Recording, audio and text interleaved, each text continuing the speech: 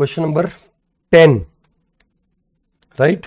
सबसे पहले यहाँ पे आपका बोलता है messrs RST limited, a company resident in India, engaged in the manufacturing of leather products. The statement of profit and loss for the year ended 31st March 2026 shows a net profit of 9738.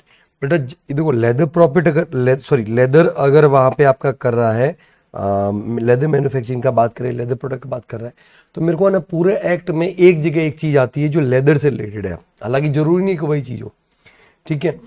ATJJ करके एक section था, अगर आपको याद होगा तो deduction का section था ATJJ। उसमें क्या हो रहा था कि अगर आप कोई भी बिजनेस कर रहे हो तो आपको जो एम्प्लॉयज को जो अमोलमेंट्स पे करते हो उसका 30% डिडक्शन मिलेगा, ऐसा आपको 3 ईयर्स तक मिलेगा, बराबर है। उसमें एक पॉइंट ये भी था कि अगर वहां पे आप कोई भी उसमें है ना 240 डेज कम से कम एम्प्लॉय को काम करना पड़ता है, ऐसा क्राइटेरिया है ना। बट उसमें एक चीज ये भी बोली है कि अगर वहां पे सीजनल बिजनेस है, जैसे कि बेसिकली लेदर का हो गया या फिर फुटवेयर का हो गया, ये सारे सीजनल बिजनेस है, बेसिकली अपैरल का हो गया, तो उस केस में बेटा वहां पे आपका 150 डेज का क्राइटेरिया आ जाता है कि 150 डेज भी काम करेगा चलेगा। मतलब मैं जरूरी नहीं कि वही चीज हो, बट मेरे को एक मतलब लेदर को लेकर के पूरे एक्ट में एक ही चीज मतलब याद आती है। परफेक्ट है ये चीज। तो आगे इंफॉर्मेशन देखेंगे कि उसमें दे रखा है कि नहीं दे रखा है। चलो अभी नीचे इंफॉर्मेशन दे रखी कि भाई इसको कंप्यूट क्या करना है, तो कंप्यूट करना है total income of RST limited for the assessment year 2026-27, ignore MAT provisions and provisions of 115 BAA। मतलब आपको नॉर्मल प्रोविजन में कंप्यूट करना है, PGP मैट एंड 115 BAA को इग्नोर करना है, ठीक है।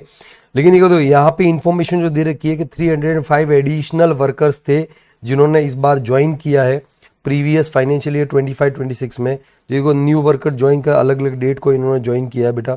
तो यहाँ पे बेसिकली वहाँ पे आपका आ जाता है ना। ये आपका एग्जाम में क्वेश्चन पूछा हुआ है बेटा, एग्जाम में क्वेश्चन पूछा हुआ है ये वाला, ठीक है।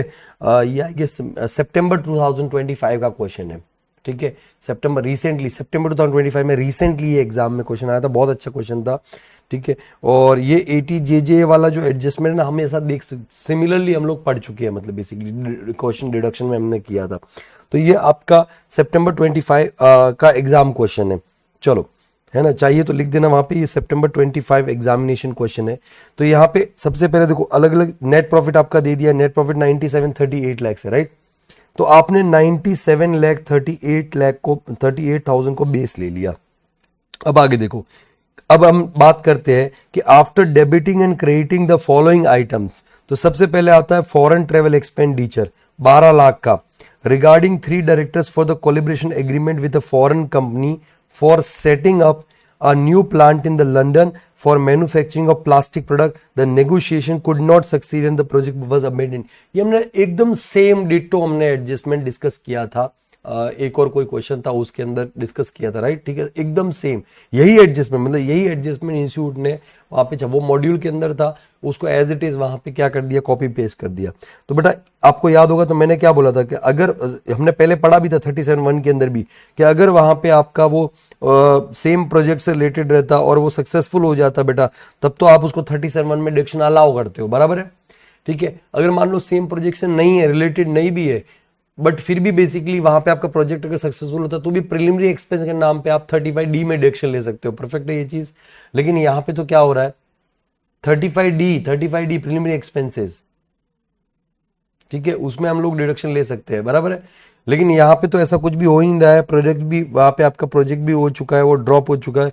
तो इन दैट केस ये एड बैक हो जाएगा, ये एड बैक हो जाएगा, एड बैक हो जाएगा। सबसे पहले आपको ये वाला आपको प्रॉपर वहां पे वो लिखना पड़ेगा रीजन के साथ में, ठीक है, पूरा का पूरा कि प्रोजेक्ट बेसिकली अबेंडेंड हो गया और वो not related to existing business. ज्यादा नहीं लिखना है आपको, बेसिकली आपको यही लिखना है कि जो नया प्रोजेक्ट था वो not related to existing business and finally the project got abandoned. तो इन दैट केस 37(1) में डिडक्शन आपका नहीं मिलेगा, वो एड बैक हो जाएगा, सीधी सी बात है, ठीक है। और तो ये आपको वहां पे एड बैक कर देना है, कितना 12 लाख का आप एड बैक कर दोगे। क्लियर है ये चीज? हाँ, तो अलाउ हो जाएगा ना। अगर दूसरा तो अगर आपके इसी करंट एग्जिस्टिंग बिजनेस रिलेटेड तो 37(1) में अलाउ हो जाता। लेकिन अगर मान लो अगर वो आपका दूसरे बिजनेस के लिए, एग्जिस्टिंग बिजनेस के लिए, दूसरे नए बिजनेस के, तो न्यू प्रोजेक्ट के लिए तो 35D में प्रीलिमिनरी एक्सपेंस अलाउ होता है ना, 150 डिडक्शन अलाउ होता है ना वहां पे। बट वो आपका एक्सपेंस वो फेमस पाप में आना चाहिए, फेमस पाप में जो आना चाहिए।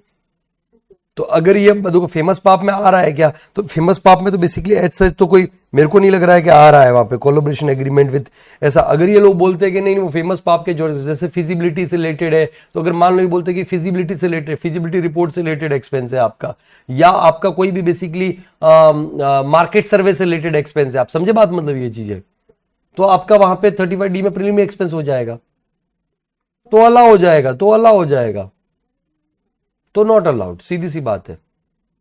ठीक है, हमने एकदम सेम एडजस्टमेंट डिस्कस किया था मतलब इससे पहले। हाँ हाँ हाँ हाँ, ठीक है, ये हो गया आपका फर्स्ट। उसके बाद में बेटा वहां पे आपका नेक्स्ट आता है goods purchase of 4 lakh from messrs Shiv traders a micro enterprises. ठीक है, माइक्रो एंटरप्राइजेस सामान खरीदा है, जो बेसिकली सेलर है, जो बेसिकली माइक्रो एंटरप्राइजेस है, वो डिलीवर्ड ऑन 16 मार्च 2026। बहुत बढ़िया। Messrs RST limited raise the quality issues on 1 April 2026 which were resolved by Messrs Shift Traders on 5 April 2026. Messrs RST Limited paid the above amount on 29 April 2026. Payment terms agreed was 48 days from the date of delivery as per the written contract. तो बेटा यहाँ पे return contract है, बराबर है। अब return contract तो आपको ये देखना है कि क्या पेमेंट 45 डेज में हुआ है कि नहीं है, ये सबसे इंपॉर्टेंट। सी रिटर्न कॉन्ट्रैक्ट होता है तो बेटा यहाँ पे 48 डेज में भले वहां पे लिखा हुआ है, लेकिन 48 डेज नहीं 45 डेज में होना चाहिए पेमेंट, बराबर है। तो क्या पेमेंट 45 डेज में हुआ है क्या? 16 मार्च 2026 को किया था, बराबर है। वहां से लेकर आप बात करोगे तो 29 अप्रैल 2026, क्या ये 45 डेज में, विद इन 45 डेज है? तो आप ये रीजन लिखते हुए लिखोगे कि भाई within 45 days basically payment हो गया है micro as per the section as per section 15 of the MSMED act. ठीक है, तो देयरफॉर यहां पे ये कुछ नहीं होने वाला है, नो एडजस्टमेंट इज रिक्वायर्ड क्योंकि ऑलरेडी डेबिटेड है, बराबर है। तो इस केस में आपको नील, कुछ भी एडजस्टमेंट रिक्वायर्ड लिखना पड़ेगा एडजस्टमेंट, बट वहां पे आपको नील लिखना है। क्लियर है ये चीज? नील या डैश जो भी कर दोगे। आगे बेटा नेक्स्ट वहां पे आपका आता है, नेक्स्ट आपका आता है, ठीक है, ये एडजस्टमेंट तो होते जा रहे हैं तो मैं इनको ऐसे ही करता जाता हूं। चलो नेक्स्ट बेटा वहां पे आपका आता है a security deposit of 6,50,000 was paid to MNO Limited on 1st May 2025 for hiring a building on rent for business purpose. Due to unforeseen circumstances, the RST Limited vacated the building, which resulted in a dispute. To end the dispute, RST Limited agreed not to claim the security deposit and claim the amount as deduction. उसने क्या बोला कि ये तो हमारा खर्चा है basically, अब ये खर्चा है बेसिकली, तो उन्होंने बोला कि ठीक है, हमने वहां पे क्या कर दिया कि छोड़ दिया हमने, तो हमने जो छोड़ दिया फोरगो कर दिया, मतलब झगड़ा हो गया तो बोले फोरगो कर दिया, जाने दो, मतलब क्या ही करेंगे मतलब लेकर के वहां पे, राइट। तो इन दैट केस ऐसा बोल के उन्होंने डिडक्शन क्लेम कर दिया और जो P&L के डेबिट में डाल दिया। अब मेरे को एक बात बताओ, ये कौन से नेचर का बेसिकली है, कैपिटल नेचर का है कि रेवेन्यू नेचर का है? कैपिटल नेचर का है, परफेक्ट है ये चीज, हाँ करेक्ट 100%। तो कैपने कॉस्ट तो असेट थोड़ी खरीदी बेटा, असेट थोड़ी खरीदी है, मतलब बेसिकली असेट थोड़ी खरीदी आपने, तो सी आप प्रॉपर्टी रेंट पे लेने जा रहे थे और सामने वाले को सिक्योरिटी डिपॉजिट दिया है वहां पे, तो वो डिस्प्यूट हो गया, तो सामने वाले ने प्रॉपर्टी तो आपने रेंट पे ली नहीं, वो सिक्योरिटी डिपॉजिट आपने छोड़ दिया कि भाई जाने दो, अभी वापस देने वाला नहीं है तो छोड़ दो इसको, नॉन रिफंडेबल है ना। तो ये कैपिटल एक्सपेंडिचर है, कैपिटल एक्सपेंडिचर का डिडक्शन अलाउ नहीं होता है, ठीक है। तो यहां पे आप रेवेन्यू एक्सपेंस को नहीं ट्रीट कर सकते। Are you getting my point और नॉट? और क्योंकि आपने P&L के डेबिट में लिखा है तो इसको अपने को एड बैक करना पड़ेगा, परफेक्ट है ये चीज। तो एड बैक करो, कितना अमाउंट है, कितना अमाउंट है वहां पे आपका 6,50,000। Are you getting my point और नॉट? चलो, है ना। अब ये मत बोलना कैपिटल एक्सपेंडिचर इसके ऊपर डेप्रिशिएशन मिल जाएगा, अरे असेट थोड़ी क्रिएट हुआ है जो डेप्रिशिएशन मिल जाएगा, मतलब ये चीज है। जरूरी नहीं है कि हर कैपिटल एक्सपेंडिचर आपका डेप्रिशिएशन मिलता है, बहुत सारे कैपिटल एक्सपेंडिचर ऐसे होते हैं जिसका कोई डिडक्शन मिलता ही नहीं है, वहां पे बात खत्म हो जाती है, ठीक है। चलिए अब नेक्स्ट आता है प्रॉफिट ऑफ ₹6,25,000, ठीक है, earn from hedging contract entered into the meeting out the loss in the foreign currency payment regarding to the imported printed machinery of 110 lakh rupees, बराबर है। 110 लाख का वहां पे आपने कोई क्या किया है, प्रिंटिंग मशीनरी खरीदा है, ठीक है। तो उसका जो प्रॉफिट है बेसिकली वो आपने क्या किया है, वो आपने क्रेडिट किया होगा, क्रेडिट उसको क्या किया होगा आपने, क्रेडिट किया होगा, बराबर है ये चीज। ठीक है, क्रेडिट किया है। जो प्रिंटिंग मशीन 110 लाख का है, the machinery was install and put to use on 5 Jan 2026। बेटा याद करो, हमने पढ़ा था वहां पे जब हम पढ़ रहे थे तो 43A करके एक सेक्शन था। वो सेक्शन क्या बोलता है कि अगर आपको किसी भी तरह का कोई प्रॉफिट हो रहा है, बराबर है, तो वो जो प्रॉफिट प्लांट एंड मशीनरी का खरीदने में, अगर आपका फॉरेन करेंसी में खरीदने से या उसका हेजिंग अगर आपने किया है वहां पे, उसकी वजह से प्रॉफिट होता है, तो आप जो मशीनरी है या असेट है उसकी कॉस्ट में से माइनस करते हो। 43A के ए हमने एक सेक्शन पढ़ा था। एंड अगर लॉस होता तो हम ब्लॉक में ऐड कर देते। परफेक्ट है ये चीज। तो ये जो आपका 6,25,000 है, ठीक है, ये या तो क्या होना चाहिए बेटा, या तो ये होना, सॉरी प्रॉफिट है, प्रॉफिट है तो या तो नहीं, प्रॉफिट है बेटा, तो ये वहां पे आपका जो WDV है या मशीनरी वाला उसमें से लेस होना चाहिए। परफेक्टली अंडरस्टूड और नॉट? तो इन दैट केस बेटा यहां पे सीधी सी बात है, P&L के क्रेडिट में तो आने ही नहीं वाला है, तो आपको इसको क्या करना चाहिए, लेस करना चाहिए। क्या करना चाहिए, लेस करना चाहिए। P&L के उससे हटाना चाहिए। तो मैं यहां पे करता हूं, लेस करता हूं पहला हेजिंग वाला प्रॉफिट है ना, profit from hedging, profit from hedging, ठीक है। हेजिंग कितना है, 625 का, 625 का हमने वहां पे लेस कर दिया। परफेक्टली अंडरस्टूड और नॉट? अब ये यहां से जाएगा और फिर ब्लॉक में जाकर के ब्लॉक में भी लेस होगा, और जब ब्लॉक में लेस होगा तो उसके ऊपर जो डेप्रिशिएशन है, डेप्रिशिएशन बेसिकली वहां पे आपका कम हो जाएगा, मतलब है ना, ब्लॉक में जो डेप्रिशिएशन है, क्योंकि ब्लॉक में से कम हो जाएगा तो डेप्रिशिएशन भी तो कम होगा ना वहां पे, ये चीज, ठीक है। तो ये चीज ध्यान रखना है। चलो आगे, अभी आता है depreciation of 13 lakh under the companies act 2013 it has been charge. तो ये भी डेबिटेड, तो इसको तो एड बैक करना ही अपने को। डेप्रिशिएशन आपको 13 लाख, आप एडजस्टमेंट ये चीज कर रहे हो, कैसे कर रहे हो, सॉल्व कर रहे हो, कैसे कर रहे हो ये चीज, ठीक, ठीक है। तो ये 13 लाख का वहां पे आप ऐड नहीं, अभी अभी आप समझने के लिए कैसे कर रहे हो, मैं इसको कर रहा हूं डिस्कस। तो बाद में इसको करना थोड़ा तरीके से, इसको वहां पे करना, मतलब बेसिकली, ठीक है। 13 लाख रुपीस का आपको एड बैक कर देना, एड बैक करना है। क्लियर है ये चीज? चलो ये हो गया। One plot of land was sold on 28 अगस्त 2025। कितना प्रॉफिट था, 15 लाख रुपए का प्रॉफिट था। परफेक्ट है ये चीज, ठीक है। 15 लाख का प्रॉफिट था। मैसेज जेम्स INC रशिया अ होली ओन सब्सिडरी, किसको बेचा है, वहां पे आपका होली ओन सब्सिडरी को बेचा, 100% सब्सिडी। तो आप बोलोगे सर देने वाले का दिल है साफ, उसके मन में नहीं है पाप, इसलिए कैपिटल क्या हो जाएगा, माफ, आप ऐसा बोलोगे, बराबर है ये चीज। लेकिन बेटा यहां पे मैंने क्या बोला था कि जो आपका जिसको मिल रहा है वो इंडियन कंपनी होना चाहिए। तो सी कैपिटल गेन का, कैपिटल गेन में हम लोग बात करेंगे, जब कैपिटल गेन कंप्यूट करेंगे तो उसका हम कैपिटल गेन में बात करेंगे। परफेक्ट है ये चीज। लेकिन ये P&L के क्रेडिट में तो नहीं आना चाहिए ना, P&L क्रेडिट में तो नहीं आना चाहिए ना, तो इसको लेस करना पड़ेगा अपने को यहां से। Are you getting my point और not? Profit from sale of, जो भी मतलब है प्लॉट, 15 लाख रुपए आप लेस करोगे। Are you getting my point और नॉट? ठीक है, इसका मैं कलर एक बार के लिए ऐसे ही चेंज करता हूं समझने के लिए, सो दैट क्लियर है ये चीज, ठीक है। ये आ गया आपका ये वाला एडजस्टमेंट। अभी आगे provision for 9 lakh rupees, 9 lakh का प्रोविजन है, 9 लाख का प्रोविजन है, 9 लाख का प्रोविजन है। Has been made for gratuity based on actual valuation. The gratuity actually paid कितना है, 5,80,000 टोटल। वहां पे ग्रेचुटी 5,80,000 पे किया है to the retired employees during the financial year debited. तो दूसरी आपके पास में दो तरीके, या तो बेटा प्रोविजन तो बेटा आप किसी भी वैल्यूएशन के बेस पे बनाओ, भाड़ में गया, provision is not allowed. Section 47, section 47 clearly बोलता है प्रोविजन अलाउ होने वाला नहीं है। परफेक्ट है ये चीज। लेकिन अभी इसका ट्रीटमेंट आप दो तरीके से कर सकते, या तो आप क्या करो, 9 लाख को एड बैक करके आप 580 को माइनस कर दो, या इसका नेट इंपैक्ट भी दिखा सकते हो कि 9 लाख माइनस 580 तो अलाउ होना चाहिए था, तो खाली 320 एड बैक होता। आपकी मर्जी जो करो, मतलब दोनों में से कुछ भी चलेगा, मतलब ठीक है। आपको चाहिए तो आप 9 लाख को एड बैक करके 5 आप 80 माइनस करके ऐसा भी कर सकते हो, नहीं तो अगर नेट इंपैक्ट दिखाना तो नेट इंपैक्ट आपको क्या बेटर अंडरस्टैंडिंग रहेगा उस हिसाब से आप कर सकते हो। Are you getting my point और नॉट? तो मैं यहाँ पे डायरेक्टली एक काम करता हूँ, एड बैक करता हूँ, जो डिफरेंस है वो एड बैक ही कर देता हूँ यहाँ पे, ठीक है। जो प्रोविजन फॉर ग्रेचुटी है, प्रोविजन फॉर ग्रेचुटी, उसको मैं यहाँ पे प्रोविजन फॉर ग्रेचुटी कितना है, डिफरेंस 3,20,000 को ऐड बैक करता हूं, परफेक्ट है ये चीज बेटा, ठीक है। चलो अभी मतलब आइटम डेबिटेड क्रेडिटेड वाली चीजें तो हो गई है ना, जो भी डेबिटेड क्रेडिटेड मतलब हो गया था, अभी ये एक्स्ट्रा एडिशनल इंफॉर्मेशन दे रहा है, एडिशनल इंफॉर्मेशन दे रहा है, क्लियर है ये चीज बेटा।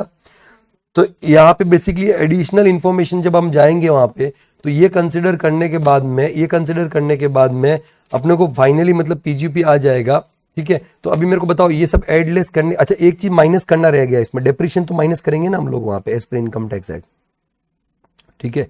As per depreciation income tax act minus करेंगे तो उसका इंफॉर्मेशन अपने को देखना पड़ेगा क्या इंफॉर्मेशन है।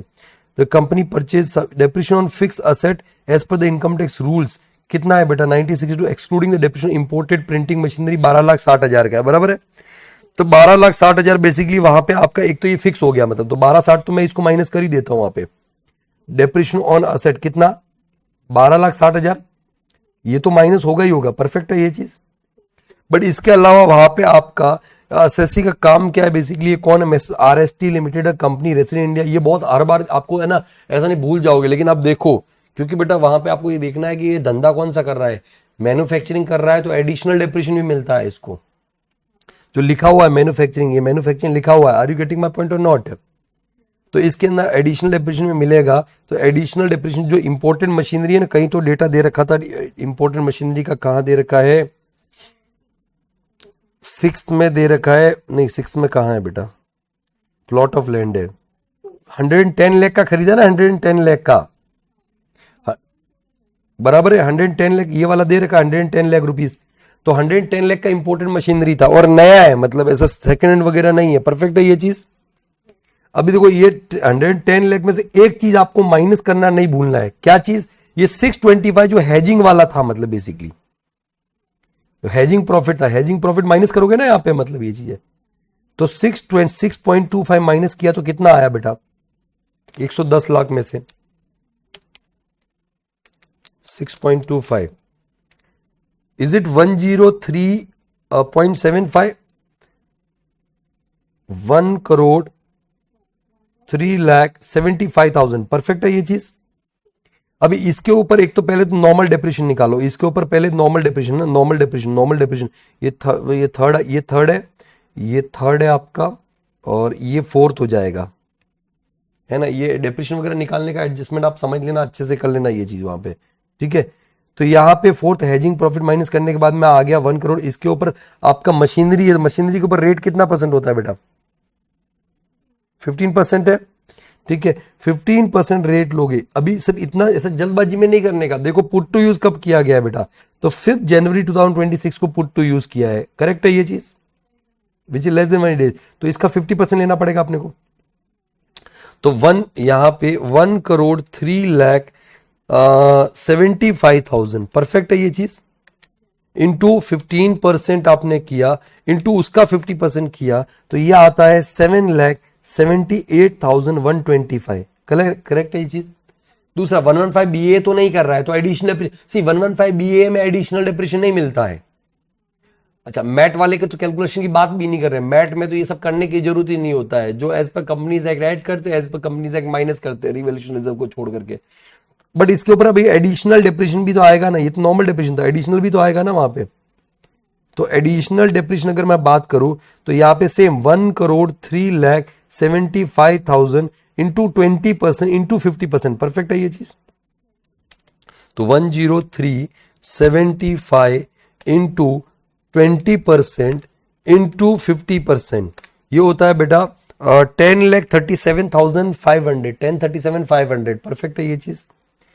तो 10,37,500 अगर आपने यहाँ पे माइनस किया, ठीक है, ये सारा माइनस कर दिया, इसके अलावा तो और तो कुछ है नहीं मेरे हिसाब से, तो यही सारी चीजें, बस ये माइनस हो जाएगा तो आपका पीजीपी आ जाएगा। तो बेटा इसको एक बार करो, 9738 में 12,00,000, 650, 13,00,000, 320, ये सब एड बैक करो, और 625 15,00,000, 12,60,000, 778 125, एंड ये आप माइनस करके मेरे को बताओ कितना आया पीजीबीपी।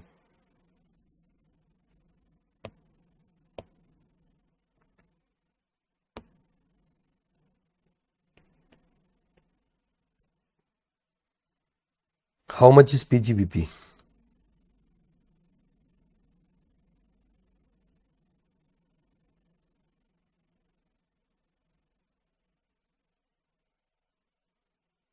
Is it 80,07,375?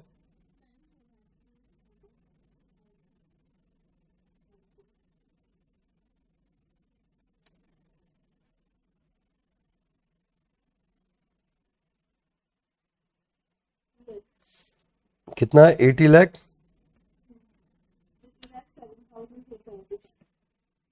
375। परफेक्ट है ये चीज। तो ये आपका बेसिकली पीजीपी आ गया, ठीक है, ये पीजीपी आ गया, this is your PGP, correct. अभी अपना बात नेक्स्ट आता है कैपिटल गेन का। कैपिटल गेन में क्या क्या है वहां पे? तो देखो, अभी wholly owned subsidiary company, wholly owned subsidiary company, बराबर है, होली ओन सब्सिडरी कंपनी को प्लॉट बेचा, तो उससे रिलेटेड क्या कोई नीचे इंफॉर्मेशन है कि है बेटा यहाँ पे? The plot of land sold to messrs James INC was purchase, ये ना होली ओन सब्सिडरी को बेचा जो रशिया में थी बेसिकली, ठीक है, 15 लाख में बेचा था, नहीं प्रॉफिट 15 लाख का हो रहा था, प्रॉफिट 15 लाख का हो रहा था, तो वो तो हमने लेस कर दिया। बट अभी देखो बाकी इंफॉर्मेशन दे रखी है।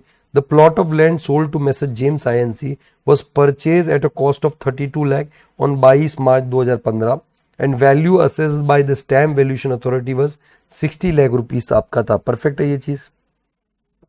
तो आपका बेसिकली अगर मैं बोलूं कि ये परचेज किया था 32 लाख में, डन डन डन डन, ठीक है, और 15 लाख का प्रॉफिट कमाया है, ठीक है, 32 लाख में परचेज किया था, क्योंकि अभी अभी इंडेक्सेशन वगैरह तो कॉन्सेप्ट होता नहीं है, तो ऑब्वियसली 15 लाख का प्रॉफिट हुआ है, कमाया है, तो 32 के ऊपर ही तो 15 का कमाया होगा प्रॉफिट। तो how much is full value of consideration? Full value of consideration कितना हो गया बेटा? अगर हम कैपिटल गेन की बात करें तो फुल वैल्यू ऑफ कंसिडरेशन कितना हो गया? कॉस्ट था 32 लाख, परफेक्ट, प्लस 15 लाख का प्रॉफिट कमाया, 47 लाख रुपीस, ये हो गया full value of consideration, correct. बोलो सर अब क्यों करना है, 15 लाख का प्रॉफिट दे रखा? नहीं नहीं नहीं बेट, यहां पे इन्होंने एक इंफॉर्मेशन दे दी, इसकी वजह से अपने को अलग से कंप्यूट करना पड़ेगा। स्टैम्प ड्यूटी वैल्यू वहां पे दे दिया ना अपने को, तो 50C की एप्लीकेबिलिटी चेक करनी पड़ेगी। अच्छा आप बोलोगे सर कैपिटल कंप्यूट क्यों करना है, होली ओन सब्सिडरी है। No no no no no no, जिसको मिल रहा है वो इंडियन कंपनी है, सॉरी रशियन कंपनी है। आपका वहां पे तब ट्रांसफर नहीं मानते हैं जब Holi owned subsidiary 100% subsidiary Indian हो, बट यहां पे इंडियन नहीं है तो कैपिटल गेन कंप्यूट, सर ये तो ट्रांसफर होगा और कैपिटल गेन कंप्यूट होगा, क्लियर है ये चीज। तो सीधा 47 लाख, तो 15 लाख का प्रॉफिट खत्म हो जाता ना कहानी वहां पे, क्योंकि इंडेक्सेशन होता नहीं है वहां पे अभी। लेकिन क्योंकि स्टैम्प ड्यूटी वैल्यू दे रखा है तो अभी तो 47 लाख का 110% करना पड़ेगा अपने को, इंटू 110% अगर आप करते हो बेटा तो 51,70,000 आता है। अगर आप यहां पे, सॉरी इसको मैं फुल वैल्यू कंसिडरेशन ना लिख करके मैं इसको इस तरीके से लिखता हूं, यहां पे कंसिडरेशन कितना हो गया, तो 32 लाख प्लस 15 लाख, ये तो हो गया आपका 47 लाख, करेक्ट। और 110% अगर मैंने किया, 110% ऑफ 47 लाख किया तो वो होता है बेटा वहां पे आपका 51,70,000, करेक्ट। और ये 57,170 फिर भी आपका ये स्टैम्प ड्यूटी वैल्यू से कम, स्टैम्प ड्यूटी 60 लाख है, तो इसका मतलब फुल वैल्यू कंसिडरेशन आपको क्या लेना है, 60 लाख रुपीस लेना है। I hope you understood. अब समझ में आया कैसे करने का ये चीज। स्टैम्प ड्यूटी नहीं हो तो सीधा बेटा कुछ ये सब करना ही नहीं था, 15 लाख का प्रॉफिट ऐड कर देना था कैपिटल गेन। बट यहाँ पे क्योंकि स्टैम्प ड्यूटी वैल्यू दे रखा है तो अपने को ये देखना पड़ेगा कि इसने एक्चुअल जो प्रॉफिट कमाया है उसको ऐड करके इसका सेल कंसिडरेशन कितना था। सेल कंसिडरेशन वाज 47 लाख, क्योंकि इंडेक्स नहीं होता है तो जो कॉस्ट है उसमें 15 लाख का प्रॉफिट कमाया होगा ना उसने। तो इसमें से कॉस्ट ऑफ एक्विजिशन माइनस करो, कॉस्ट ऑफ एक्विजिशन कितना है, 32 लाख रुपए। तो अगर 60 लाख में से 32 लाख माइनस करते हो वहां पे, अच्छा आप बोलोगे सर इतना झंझट क्या, सीधा 60 माइनस 32 कर देते हैं। अपने को थोड़ी मालूम था बेटा कि वहां पे सेल कंसिडरेशन का 110% बेसिकली वो 6 लाख से ज्यादा हो रहा है या कम हो रहा है। Are you getting my point और नॉट? तो 110% तो करना ही पड़ेगा ना चेक एवरी टाइम, मतलब ये चीजें। तो 60 लाख माइनस 32 लाख अगर वहां पे आप करोगे तो 28 लाख का कैपिटल गेन आ गया। क्लियर है ये चीज? ठीक है। अब इसके अलावा और कोई इंफॉर्मेशन है क्या, कोई ऐसी इनकम थी जो हमने ऊपर किसी और हेड की हमने माइनस करी थी? तो प्रॉफिट फ्रॉम हेजिंग ये नहीं था, profit from sale of plot हो गया, डेप्रिसिएशन, और कोई ऐसा था ही नहीं मेरे हिसाब से। नीचे इंफॉर्मेशन में कुछ दे रखा है क्या यहाँ पे, ये वाला एडजस्टमेंट हो गया। द कंपनी परचेज 7,500 यहाँ पे ओके ओके ओके ओके, इसमें बेटा वहां पे आपका आ जाओ, बड़ी इंटरेस्टिंग चीज है। The company purchase 7,500 equity shares of messrs PQR private limited 40 पर शेयर के हिसाब से खरीदे उसने 5 सितंबर 2025 को। The fair market value as per the per share है ना वो आपका 95 रुपीज है। परफेक्ट। तो इन दैट केस बेटा यहां पे आपका एक सेक्शन है 56(2)(10 याद करो। 56(2)(10 क्या बोलता है कि अगर कोई कैपिटल असर आपने जो मूवेबल प्रॉपर्टी में शेयर्स एंड सिक्योरिटीज भी आ जाता है, डीजे पे सब आपको याद होगा तो उसमें शेयर्स एंड सिक्योरिटीज भी आता है। अगर वो इनएडिक्वेट कंसीडरेशन के लिए खरीदा, इनएडिक्वेट कंसीडरेशन के लिए परचेज किया है तो इन दैट केस वो टैक्सेबल हो जाएगा। तो आप देखो यहां पे 95 माइनस 40 करते हो और वो 50,000 से ज्यादा होना चाहिए। 95 माइनस 40 किया आपने तो पर शेयर 55 रुपीज का इनएडिक्वेसी है इंटू 7,500 अगर आपने किया तो ये आपका 4,12,500 आता है विच इज मोर देन 50,000 बराबर। तो आपको इनकम फ्रॉम अदर सोर्सेज भी ऐड करना पड़ेगा। इनकम फ्रॉम अदर सोर्सेज में आ जाएगा सेक्शन 56(2)(10। 50 अच्छा क्वेश्चन है बेटा, इसको प्लीज आप थोड़ा सा फेयर करके ट्राई करना वापस जो मैंने बताया। ठीक है तो कितना आएगा 4,12,500 परफेक्ट। 4,12,500 ये इनकम फ्रॉम अदर सोर्सेज आ गया परफेक्ट। तो अब इनका टोटल करो। पीजीपी है 80 लाख, पीजीपी है आपका 80,07,375 plus capital gain 28 lakh plus आपका आता है 4,12,500 so your GTI is gross total income. GTI जो होता है वो 11,21,000 19,875 परफेक्ट। 1 करोड़ है क्या? 11 करोड़ है बेटा।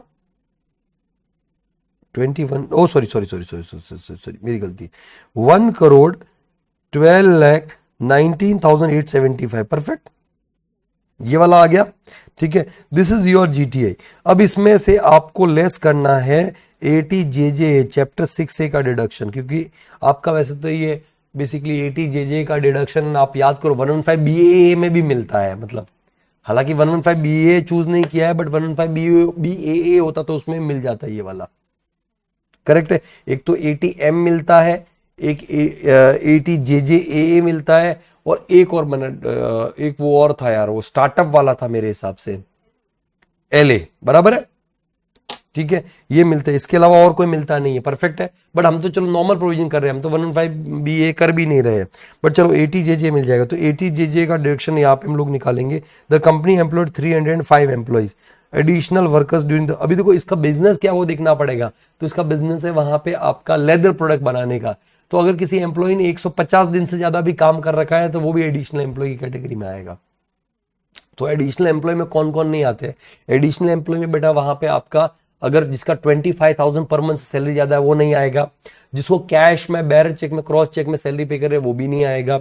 जिसके लिए कंट्रीब्यूशन गवर्नमेंट कर रही है वहां पे आपका पेंशन स्कीम में वो भी नहीं आएगा। कैजुअल एम्प्लॉय जो आरपीएफ में पार्टिसिपेट नहीं करते वो भी नहीं आएंगे। एंड जिन्होंने ये वाले केस में वैसे नॉर्मली 240 डेज से कम काम किया बट लेदर वाला है तो 150 डेज से कम काम किया तो वो भी आने वाला नहीं है। करेक्ट है ये चीज। तो देखो पहले वाला आप देखोगे तो बेटा यहाँ पे 82 एम्प्लॉइज ने ज्वाइन किया था 1 जुलाई 2025 तो 150 डेज से तो कम काम 150 डेज से ज्यादा काम किया है। रेगुलर भी है लेकिन सैलरी 25,200 है। तो क्या ये एडिशनल एम्प्लॉय में आने वाले हैं? नहीं आने वाले। परफेक्ट। दूसरा 96 एम्प्लॉइज है 1 अगस्त 25 को ज्वाइन किया, कैजुअल एम्प्लॉय थे बेटा, 24,800 का सैलरी। तो कैजुअल एम्प्लॉय बेटा वहां पे आपका देखो रेगुलर एम्प्लॉय तो आरपीएफ में पार्टिसिपेट करते हैं, कैजुअल आरपीएफ में पार्टिसिपेट नहीं करते हैं। ऐसा एकदम डिटो हमने क्वेश्चन डिस्कस कर रखा है। ठीक है सेम जब 80JJ पढ़ रहे थे तो परफेक्ट है ये चीज। वही एडजस्टमेंट वही क्वेश्चन को एडजस्टमेंट बना के डाल दिया यहाँ पे। ठीक है तो ये भी नहीं आने वाले हैं क्योंकि आरपीएफ में पार्टिसिपेट नहीं करते। 55 एम्प्लॉइज 1 सितंबर 25 को ज्वाइन करते हैं जो रेगुलर है, 25,000 सैलरी है। अब बेटा ये आ सकते हैं लेकिन क्या 1 सितंबर से अगर आप काउंट करो 150 डेज से ज्यादा, सी 240 डेज से तो कम है बट यहाँ पे 240 डेज देखना ही नहीं है। तो इसीलिए ऊपर मैंने बोला था ना कि भाई लेदर वाला मैंने पूरे एक्ट में एक ही जगह दे रखा है। वहां पे थोड़ा इस तरीके से माइंड में रखने का चीजों को, समझ में आ रहा है? तो 150 डेज से ज्यादा काम कर रहा है, ये मोर देन 150 डेज हो गया। परफेक्ट। तो ये एलिजिबल है। सैलरी पे 25,000 है बेटा। तो इन्होंने देखो कितने महीने काम किया, सितंबर, अक्टूबर, नवंबर, दिसंबर, जैन, फेब एंड मार्च, कितना 7 मंथ्स हो गया। अच्छा एक मिनट, ये 72 एम्प्लॉइज है, 7/11/25 को ज्वाइन करते हैं, रेगुलर एम्प्लॉई है, 24,300 सैलरी है, तो सैलरी के हिसाब तो बराबर, लेकिन 7/11/2025 अगर डेज काउंट करोगे बेटा, तो नवंबर के अगर मैं काउंट करूं तो नवंबर के 30 - 6 गया, तो इन्होंने 24 डेज काम किया, दिसंबर का 31 डेज, जैन का 31 डेज, फेब का 28 डेज और मार्च का 31 days. Oh my god, 145 days ही काम किया है। परफेक्ट। तो इसका मतलब इन्होंने लेस देन 150 डेज काम किया है। परफेक्ट। तो ये एलिजिबल नहीं है, तो खाली 55 एम्प्लॉय, तो 55 एम्प्लॉय और इनकी सैलरी है 25,000 रुपए इंटू 7 मंथ्स काम किया है। Are you getting my point और नॉट? तो ये एडिशनल एम्प्लॉय कॉस्ट आ गया 96,25,000। तो 90 कैसे कैसे निकाला मैंने, 25,000 इंटू 55 इंटू 7 मंथ्स। परफेक्ट। तो 9625 और इसका 30% डिडक्शन मिल जाएगा, तो इंटू 30% मैंने अगर किया तो ये होता है 28,87,500 माइनस किया, तो how much is total income? NTI कितना है वहां पे?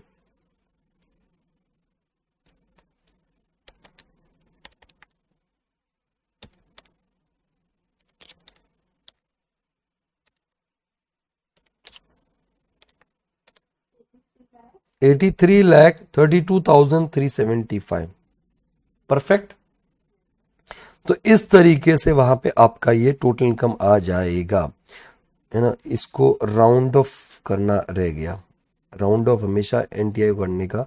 83,32,380, 5 और मोर होता है तो हायर साइड, कम होता है 5 से तो लोअर साइड। परफेक्ट है ये चीज, ये आ गया आपका। अंडरस्टूड और नॉट? ठीक है, एक बार फटाफट मैं आपको 5 मिनट्स देता हूं, आप पूरा एक एक पॉइंट, एक एक एडजस्टमेंट को अच्छे से आप रीड कर लो, क्या एक्सप्लेनेशन है उनका।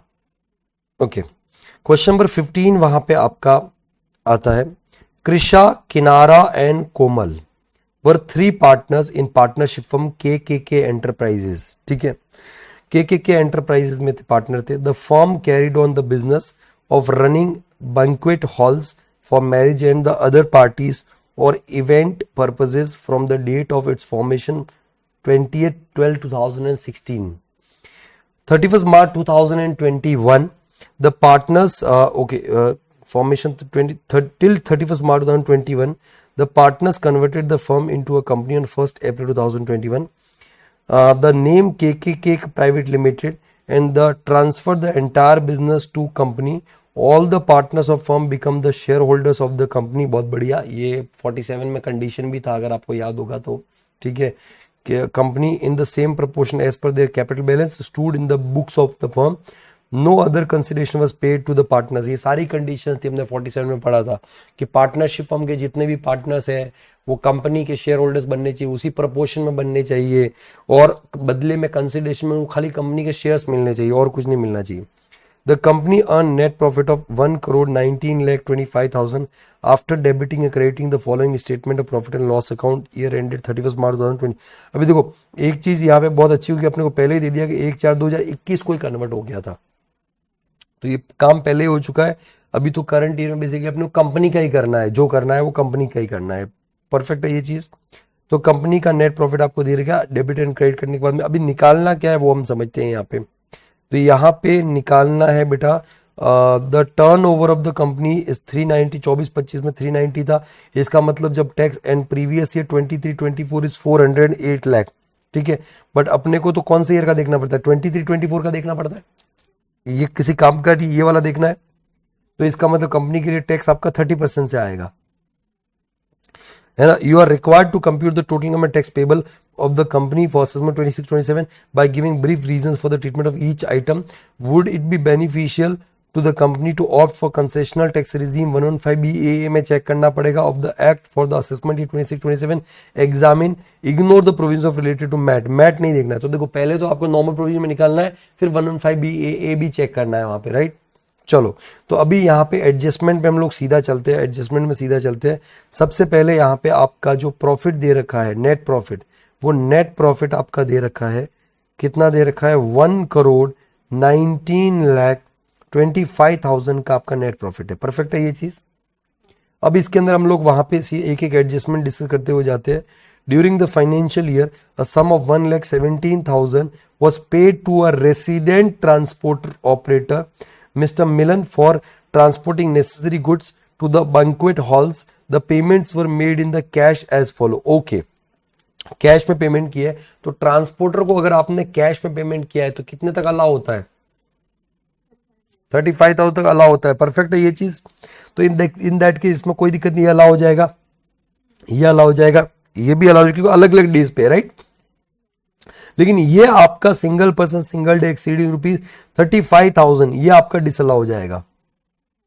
तो ये डिसअलाउ हो जाएगा, तो इसको आपको क्या करना पड़ेगा? ऐड बैक करना पड़ेगा। क्लियर है ये चीज? तो यहाँ पे सबसे पहले ऐड बैक में, यहाँ पे ऐड बैक में सबसे पहले यहाँ पे ऐड बैक में आता है सबसे पहले जो ट्रांसपोर्टर को पेमेंट किया है ₹35,000 से ज्यादा इन कैश, ठीक है, कितना? 37,000। परफेक्ट, ये आपका वहां पे ऐड बैक हो जाएगा। आगे बेटा नेक्स्ट वहां पे आता है, ठीक है, यहाँ पे आगे वाला question, sorry, the company did not deduct the tax at source from such payment as Mr. Milan submitted a certificate under section 197 issued to him by the assessing officer for no deduction of the tax at source. तो यहाँ पे बोला बेटा उसने 197 का एक certificate है, 197 वहां पे क्या बोलता है? 197 बोलता है कि नहीं मेरा टैक्स आपको डिडक्ट नहीं करना है या कम रेट से डिडक्ट करना है। रीजन वहां पे वो अलग अलग दे सकता है। Are you getting my point और नॉट? तो in that case tax deduct करने की जरूरत ही नहीं थी, मतलब तो टैक्स डिडक्ट करने की जरूरत नहीं थी तो डिडक्ट नहीं किया, कोई प्रॉब्लम ही नहीं है बेटा वहां पे। तो टैक्स डिडक्ट भी नहीं करना था, डिडक्ट भी नहीं किया, तो कुछ भी डिसअलाउ नहीं होगा, कुछ भी डिसअलाउ नहीं होगा। Are you getting my point और नॉट? नहीं 197 बेटा 197 हमने पढ़ा है टीडीएस के अंदर, ठीक है, उसके अंदर वहां पे देता है तो वो टैक्स डिडक्ट नहीं करेगा सामने वाला, लोअर रेट से या नो डिडक्शन ऑफ टैक्स की बात करे वहां पे, ठीक है। तो इस केस में टीडीएस रिक्वायर्ड ही नहीं था, तो no disallowance as per under section 40A है ना, 40 स्मॉल ए अगर हम बात करो तो याद करो 40 स्मॉल ए। और यहाँ पे आपका क्योंकि ये बेटा वहां पे आपका कौन है? ये रेसिडेंट है, तो 1A आ जाएगा। परफेक्ट है ये चीज, कुछ भी डिसअलाउ नहीं होने वाला। आगे बात करता है वहां पे डेप्रिशिएशन एज पर बुक्स 1356 है, तो इसको तो ऐड बैक कर देंगे हम लोग। तो यहाँ पे डेप्रिशिएशन आपको ऐड बैक कर देना है, depreciation as per books, depreciation as per books 13,56,000, ठीक है, 13,56,000। या तो इनको वापस सॉल्व करना है या अभी मेरे साथ में कुछ ना कुछ इसको एडजस्टमेंट मतलब करते हो चलो, सो दैट आपके लिए इजी होगा, नहीं तो मैं डिस्कस कर रहा हूं बात खत्म हो जाएगी, क्या मतलब है उसका, ठीक है। आगे out of the debtors that were transfer to the company, मतलब वो आप पार्टनरशिप फॉर्म से कंपनी के पास में आए थे। One debtors messrs M travels LLP, ठीक है, मेसर्स एम ट्रेवल्स जो LLP है basically, from whom 6 lakh rupees were due since financial year 2020-21 went bankrupt on 1st December 2025 and nothing could be recovered from them. The company debited the amount of 6 lakh in the September in the statement of profit and loss account, ठीक है। तो in that case बेटा वहां पे जो पुरानी firm के अगर कोई भी बैड डेट्स होते हैं, बेसिकली पुरानी फर्म्स के जो भी मतलब डेटर्स थे, बैड डेट्स थे, बराबर है, उस केस में वहां पे आपका डिडक्शन अलाउ होता है कि नहीं होता है? तो ऑब्वियसली अलाउ होता है। जो सक्सेसर कंपनी होती है उसको अलाउ होते हैं, ठीक है। वो डेटर्स थे, लॉसेस नहीं है बेटा, यहाँ पे डेटर्स थे, तो डेटर्स तो कंटिन्यू किए जा रहे थे ना वहां पे, फर्म के डेटर्स को कंपनी कंटिन्यू कर रही थी, और उनमें से एक बैड डेट निकल गया वहां पे, और वो ऑलरेडी P&L में डेबिटेड है बेटा 6 लाख रुपए। तो ये तो अलाउ होता है, सब कुछ करने की जरूरत नहीं है, ये तो अलाउ होता है, ये तो अलाउ वाला पार्ट है वहां पे, और ऑलरेडी डेबिटेड बेटा, उसको कुछ करने की जरूरत ही नहीं। Are you getting my point और नॉट? तो बैड डेट अलाउ होता है, बैड डेट अलाउ होता है, बैड डेट अलाउ होता है, उस केस में आपको कुछ करने की जरूरत नहीं, ऑलरेडी P&L में डेबिटेड है। परफेक्ट है ये चीज। चलो ये इसके बाद में नेक्स्ट वहां पे आपका आता है, नेक्स्ट आता है dividend receive from listed companies 5,40,000। तो एक बात बताओ, ये डिविडेंड तो बेसिकली अदर सोर्स में इनकम है ना। अच्छा एक चीज समझ में आती है कि जब डिविडेंड लिखा हुआ है इसका मतलब ATM का डिडक्शन तैयार हो चुका है, कंपनी है ना, तो हाई चांसेस है कि ATM का डिडक्शन जो 115BAA के टाइम पे भी मिलेगा। ये क्यूमुलेटिव चीजें माइंड में लाने का, 115BAA में भी ATM का डिडक्शन मिलता है बेटा, तो यहाँ पे आप सबसे पहले अभी लेस में आ जाओ। लेस में हम लोग क्या करेंगे, सबसे पहले डिविडेंड इनकम। तो डिविडेंड कितना मिला है बेटा, 5,40,000 आप लेस कर दोगे। क्लियर है ये चीज? चलो आगे, ये हो गया डिविडेंड हो गया, डेप्रिसिएशन पे बुक्स हो गया, सारी हो गई। Additional income, the company invested. तो मेरे हिसाब से ये तो एडजस्टमेंट तो बेसिकली वहां पे आपका डेप्रिसिएशन को छोड़ करके बाकी सब हो चुका है। ऐड करने वाली चीजें तो सारी हो चुकी है मेरे हिसाब से, है ना। देख लेते फिर भी एडजस्टमेंट देख लेते हैं। The company invested in the shares of listed company through a stock broker during the financial 25-26। The company paid 1,20,000 its resident stock broker as commission for the purchase of shares. No shares were sold during the year. No TDS was deducted on such payment. अब मेरे को एक बात बताओ बेटा, ये जो यहां पे बेसिकली बात हो रही है, ये कंपनी क्या स्टॉक्स में खरीदना बेचने का काम करती है क्या? ये कंपनी का धंधा है क्या शेयर्स खरीदना बेचना? नहीं है ना। तो इसके केस में तो बेटा यहां पे जो शेयर्स के केस में है, ये तो आपका यहां आना ही नहीं वाला है, ये तो कैपिटल गेन में जाएगा। अब हम लोग सर एक्सपेंस कैसे कैपिटल गेन में जाएगा? याद करो मैंने क्या बता, जो भी आप कोई भी कैपिटल एसेट परचेज करते हो तो उसका परचेज के टाइम पे जो भी खर्चा होता है कॉस्ट में ऐड कर देते हो। तो ये जो कमीशन पे किया है वो भी कॉस्ट में ऐड हो जाएगा, तो ये तो कैपिटल गेन में चला जाएगा। तो पीजीपी में काई को आना चाहिए? पीजीपी में आना चाहिए क्या? नहीं। और यहां पे ऑब्वियसली पीएनएल में इसको डेबिट किया ही नहीं है, पीएनएल में डेबिटेड नहीं है। Are you getting my point और नॉट? अभी बोलता है कि इसके ऊपर टीडीएस भी नहीं काटा गया है, टीडीएस भी 194H में नहीं काटा गया है ना। तो यहां पे टीडीएस 194H अप्लाई ही नहीं होगा बेटा, अप्लाई ही नहीं होगा, सीधी सी बात है। टीडीएस काटने की जरूरत ही नहीं है।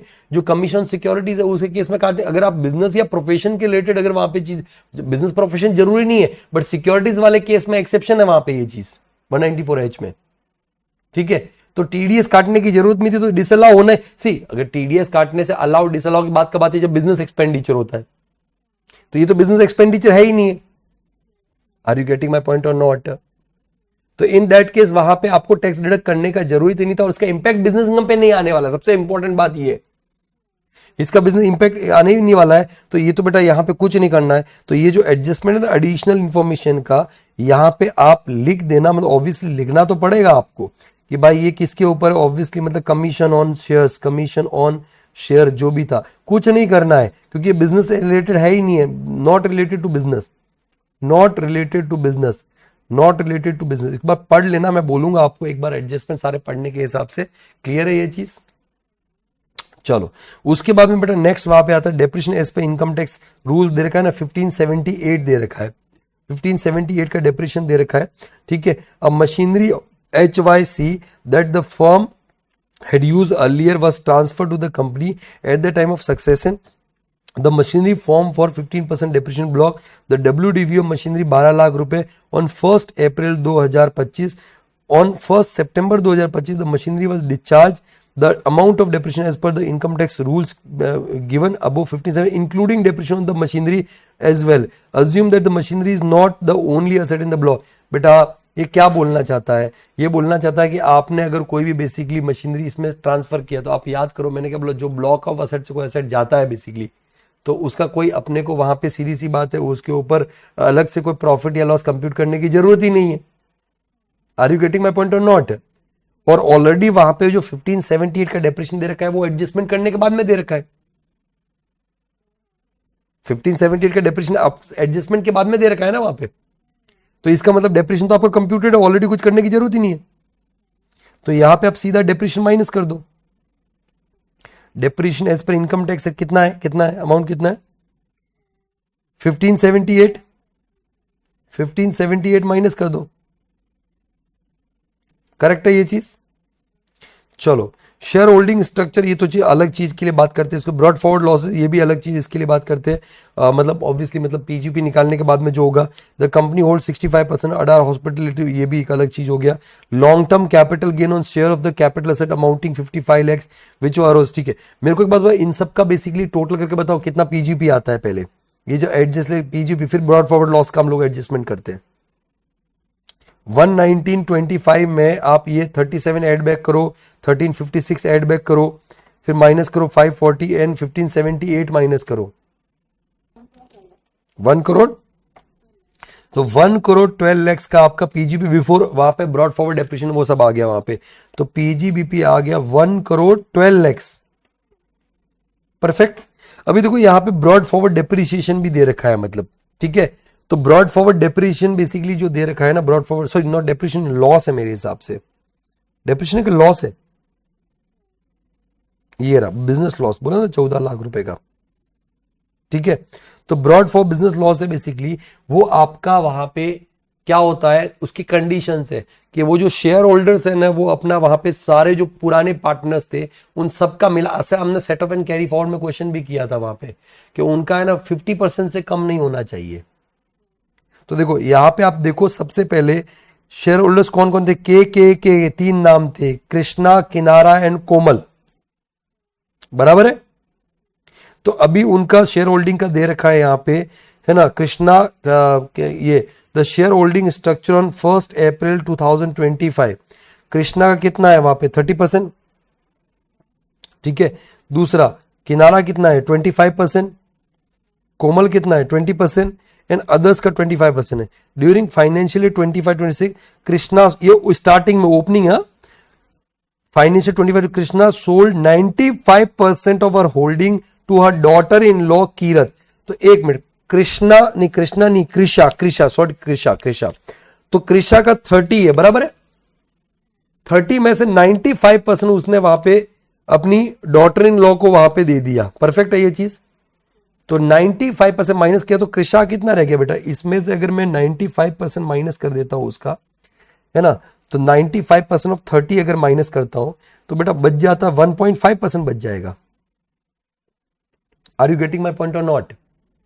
और 1.5 बचा तो 1.5 और 25 एंड 20 ये सब मिला करके क्या 50% होता है क्या, 46.5 होता है, which is less than what 50%। तो बेटा यहां पे तो कंडीशन का वायलेशन हो गया, 5 साल तक उनको ये मेंटेन करना था, 5 साल। और 21 में हुआ तो 21, 22, 23, 23, 24, 24, 25, 26, पांचवा साल था बेटा यहाँ पे। तो इसका मतलब इन्होंने कंडीशन का वायलेशन कर दिया, है ना। बहुत अच्छा क्वेश्चन है, एवरी टाइम कैटेगरी का क्वेश्चन है बेटा ये भी, इसको भी आप एवरी टाइम वाली कैटेगरी में डालो, है ना, क्योंकि ये total income and tax liability का क्वेश्चन बेसिकली आपका ये भी एग्जामिनेशन क्वेश्चन है। तो यहां पे 50% तो कम हो गया, इसका मतलब बेसिकली वायलेशन हो गया। देखो अगर ये 50% कंटिन्यू रहता, कहने का मतलब ये चीजें, तो कोई दिक्कत नहीं था, लेकिन ये 50% कंटिन्यू रहा नहीं है, तो उस केस में बेटा वहां पे वायलेशन हो गया, तो सीधी सी बात है बेटा वहां पे आपका वो जो ब्रॉड फॉरवर्ड लॉस है ना, वो broad forward loss set of नहीं होने वाला है। कितना था ब्रॉड फॉरवर्ड लॉस, ये रहा 14 लाख, परफेक्ट है ये चीज। तो इसके सामने यहां पे अगर बात करूं कि लेस, क्या brought forward loss set off होने वाला है, no set off allowed. Reason आपको मैंने पूरा का पूरा एक्सप्लेन कर दिया है, करेक्ट है ये चीज। तो यहां पे ये हो गया, तो पीजीपी आपका कितना हो गया, फाइनली आपका पीजीपी उतना ही रहेगा 1,12,00,000, ये पीजीपी हो गया।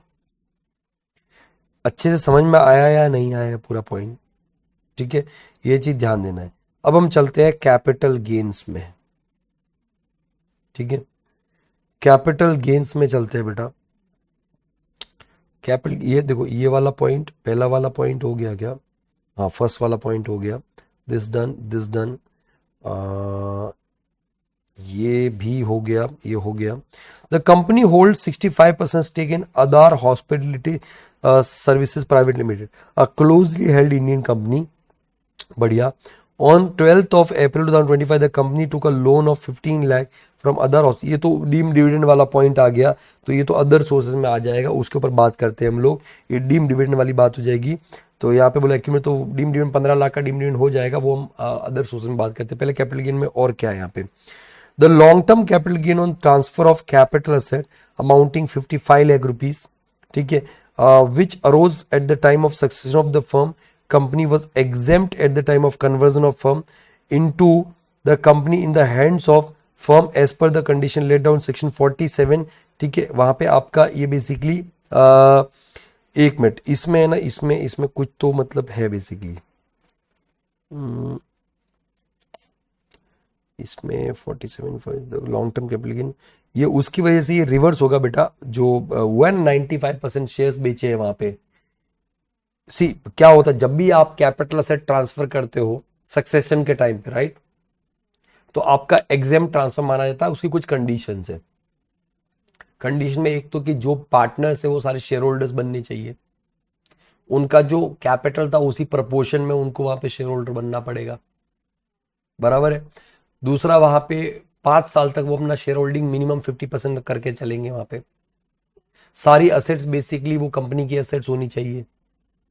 ये सारी कंडीशन है, परफेक्ट है ये चीज। तो उस केस में जो कैपिटल गेन होता है ना वो एग्जाम मतलब आपको ट्रांसफर बेसिकली मानना ही नहीं है, तो कैपिटल गेन कंप्यूट करने की जरूरत नहीं है, परफेक्ट है ये चीज। लेकिन कंडीशन का वायलेशन होता है तो आपको याद होगा रिवर्स हो जाएगा ये कहानी पूरी की पूरी आपकी। Are you getting my point और नॉट? तो इन दैट केस अभी देखो यहाँ पे 55 लाख का बोलता है कि तब कैपिटल गेन होता था। मतलब ये देखो बहुत इंटरेस्टिंग एडजस्टमेंट दे रखा है, बहुत इंटरेस्टिंग एडजस्टमेंट, ठीक है। The long term capital gain on the transfer of capital asset amounting 55 lakh which were arose at the time of succession of the firm to company was exempt at the time of conversion of firm into company in the hands of the firm as per the condition laid down।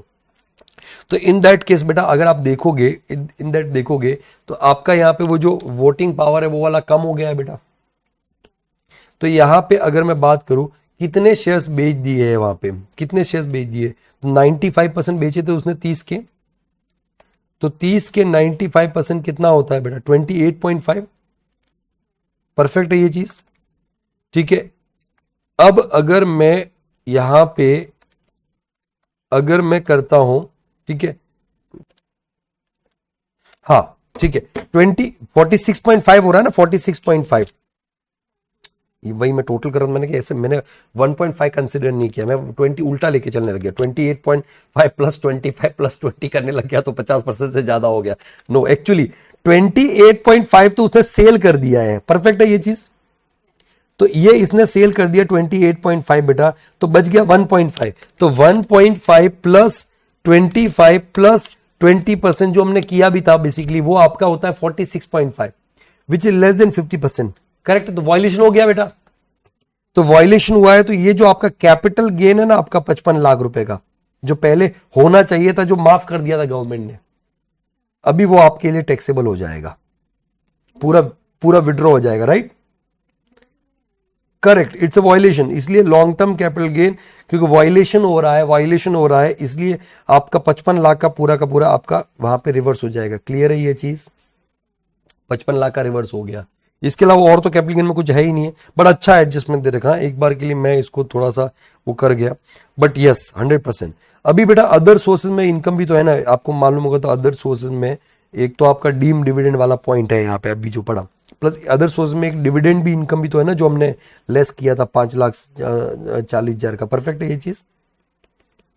तो एक तो dividend आएगा बराबर 540 और deem dividend sorry ये वाला adjustment जो है, ये वाला एडजस्टमेंट डीम डिविडेंड 222 की बात हो रही है ये।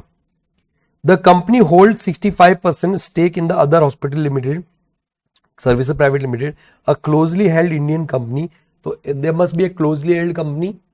उस क्लोजली हेल्ड कंपनी में 10% मोर वोटिंग राइट रखता है शेयर होल्डर, एंड लोन्स और एडवांसेस दे रहा है, then to the extent of accumulated profit वो डीम डिविडेंड हो जाएगा। बराबर है ये चीज। तो on 12 April 2025 the company took a loan of 15 lakh from other hospitality private services limited private limited which is very important closely held company. Accumulated profit था आपका 31 लाख का फर्स्ट 2025 को। The company repaid the loan in full 20। मैंने बोला repayment का कोई फर्क नहीं पड़ता है बेटा, आपको याद होगा तो वहां पे। तो ये डीम्ड डिविडेंड हो जाएगा 222E में। परफेक्ट है ये चीज। Deemed dividend under section 222E में कितने का अमाउंट, तो 31 लाख और 15 lakh which ever is lower. Perfect है ये चीज। तो 15 लाख का आपका डीम्ड डिविडेंड हो गया। तो total income from other sources 20,40,000 हो गया। करो कम टोटल करो एक बार, 20,40,000। तो पीजीबीपी है 1,12,00,000 प्लस 55 लाख प्लस 2040,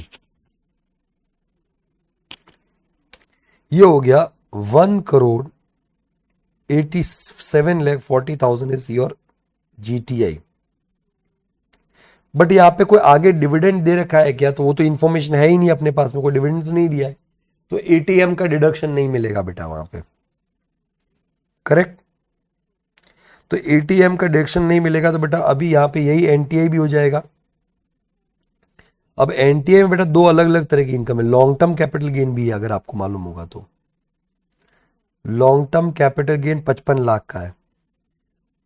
वो 55 लाख का जो लॉन्ग टर्म कैपिटल गेन है ना बेटा, उसके ऊपर 12.5% का टैक्स लगेगा। ठीक है, 12.5% टैक्स लगेगा। तो आपका 55 लाख इंटू 12.5% अगर आप करते हो बेटा, तो ये होता है 687,500 परफेक्ट। अब बचता है आपका 187,40 माइनस 55 लैक्स, तो ये बचता है 1,32,40,000।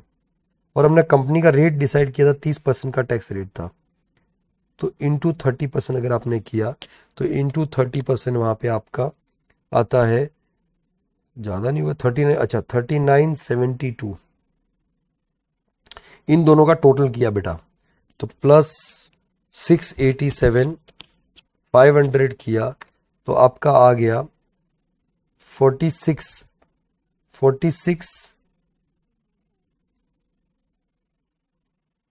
59,500 परफेक्ट। क्या सरचार्ज आएगा, तो टोटल इनकम आपका 1,87 लेके तो आएगा 7% के हिसाब सरचार्ज आएगा, add surcharge at the rate 7%।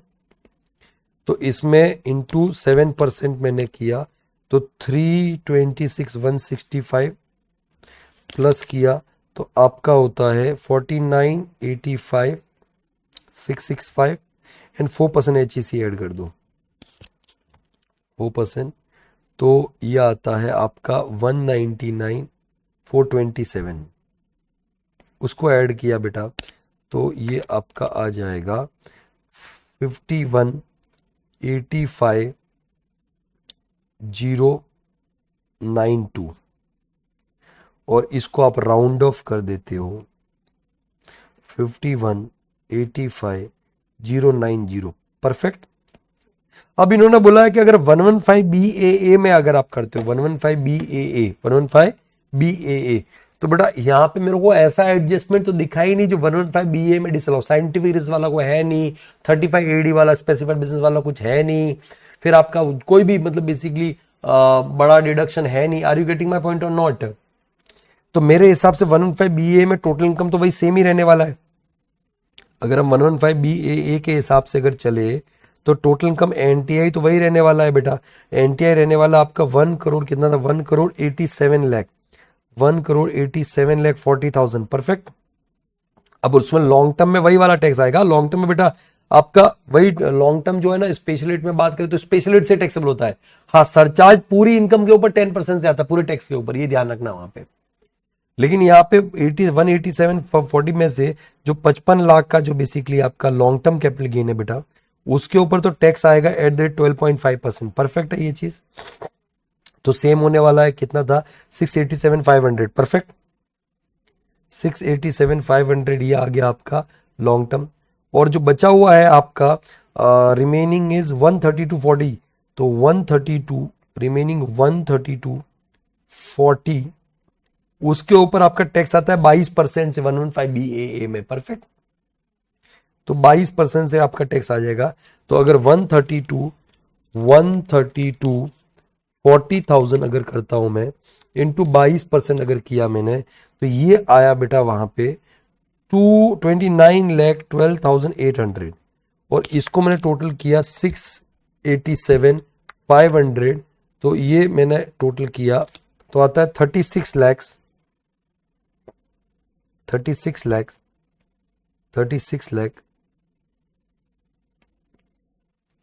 300 perfect. अभी सरचार्ज आएगा, यस बेटा 10% से पूरे के ऊपर आ जाएगा 10%, तो 3 लाख है ना 60,003 360,000 सॉरी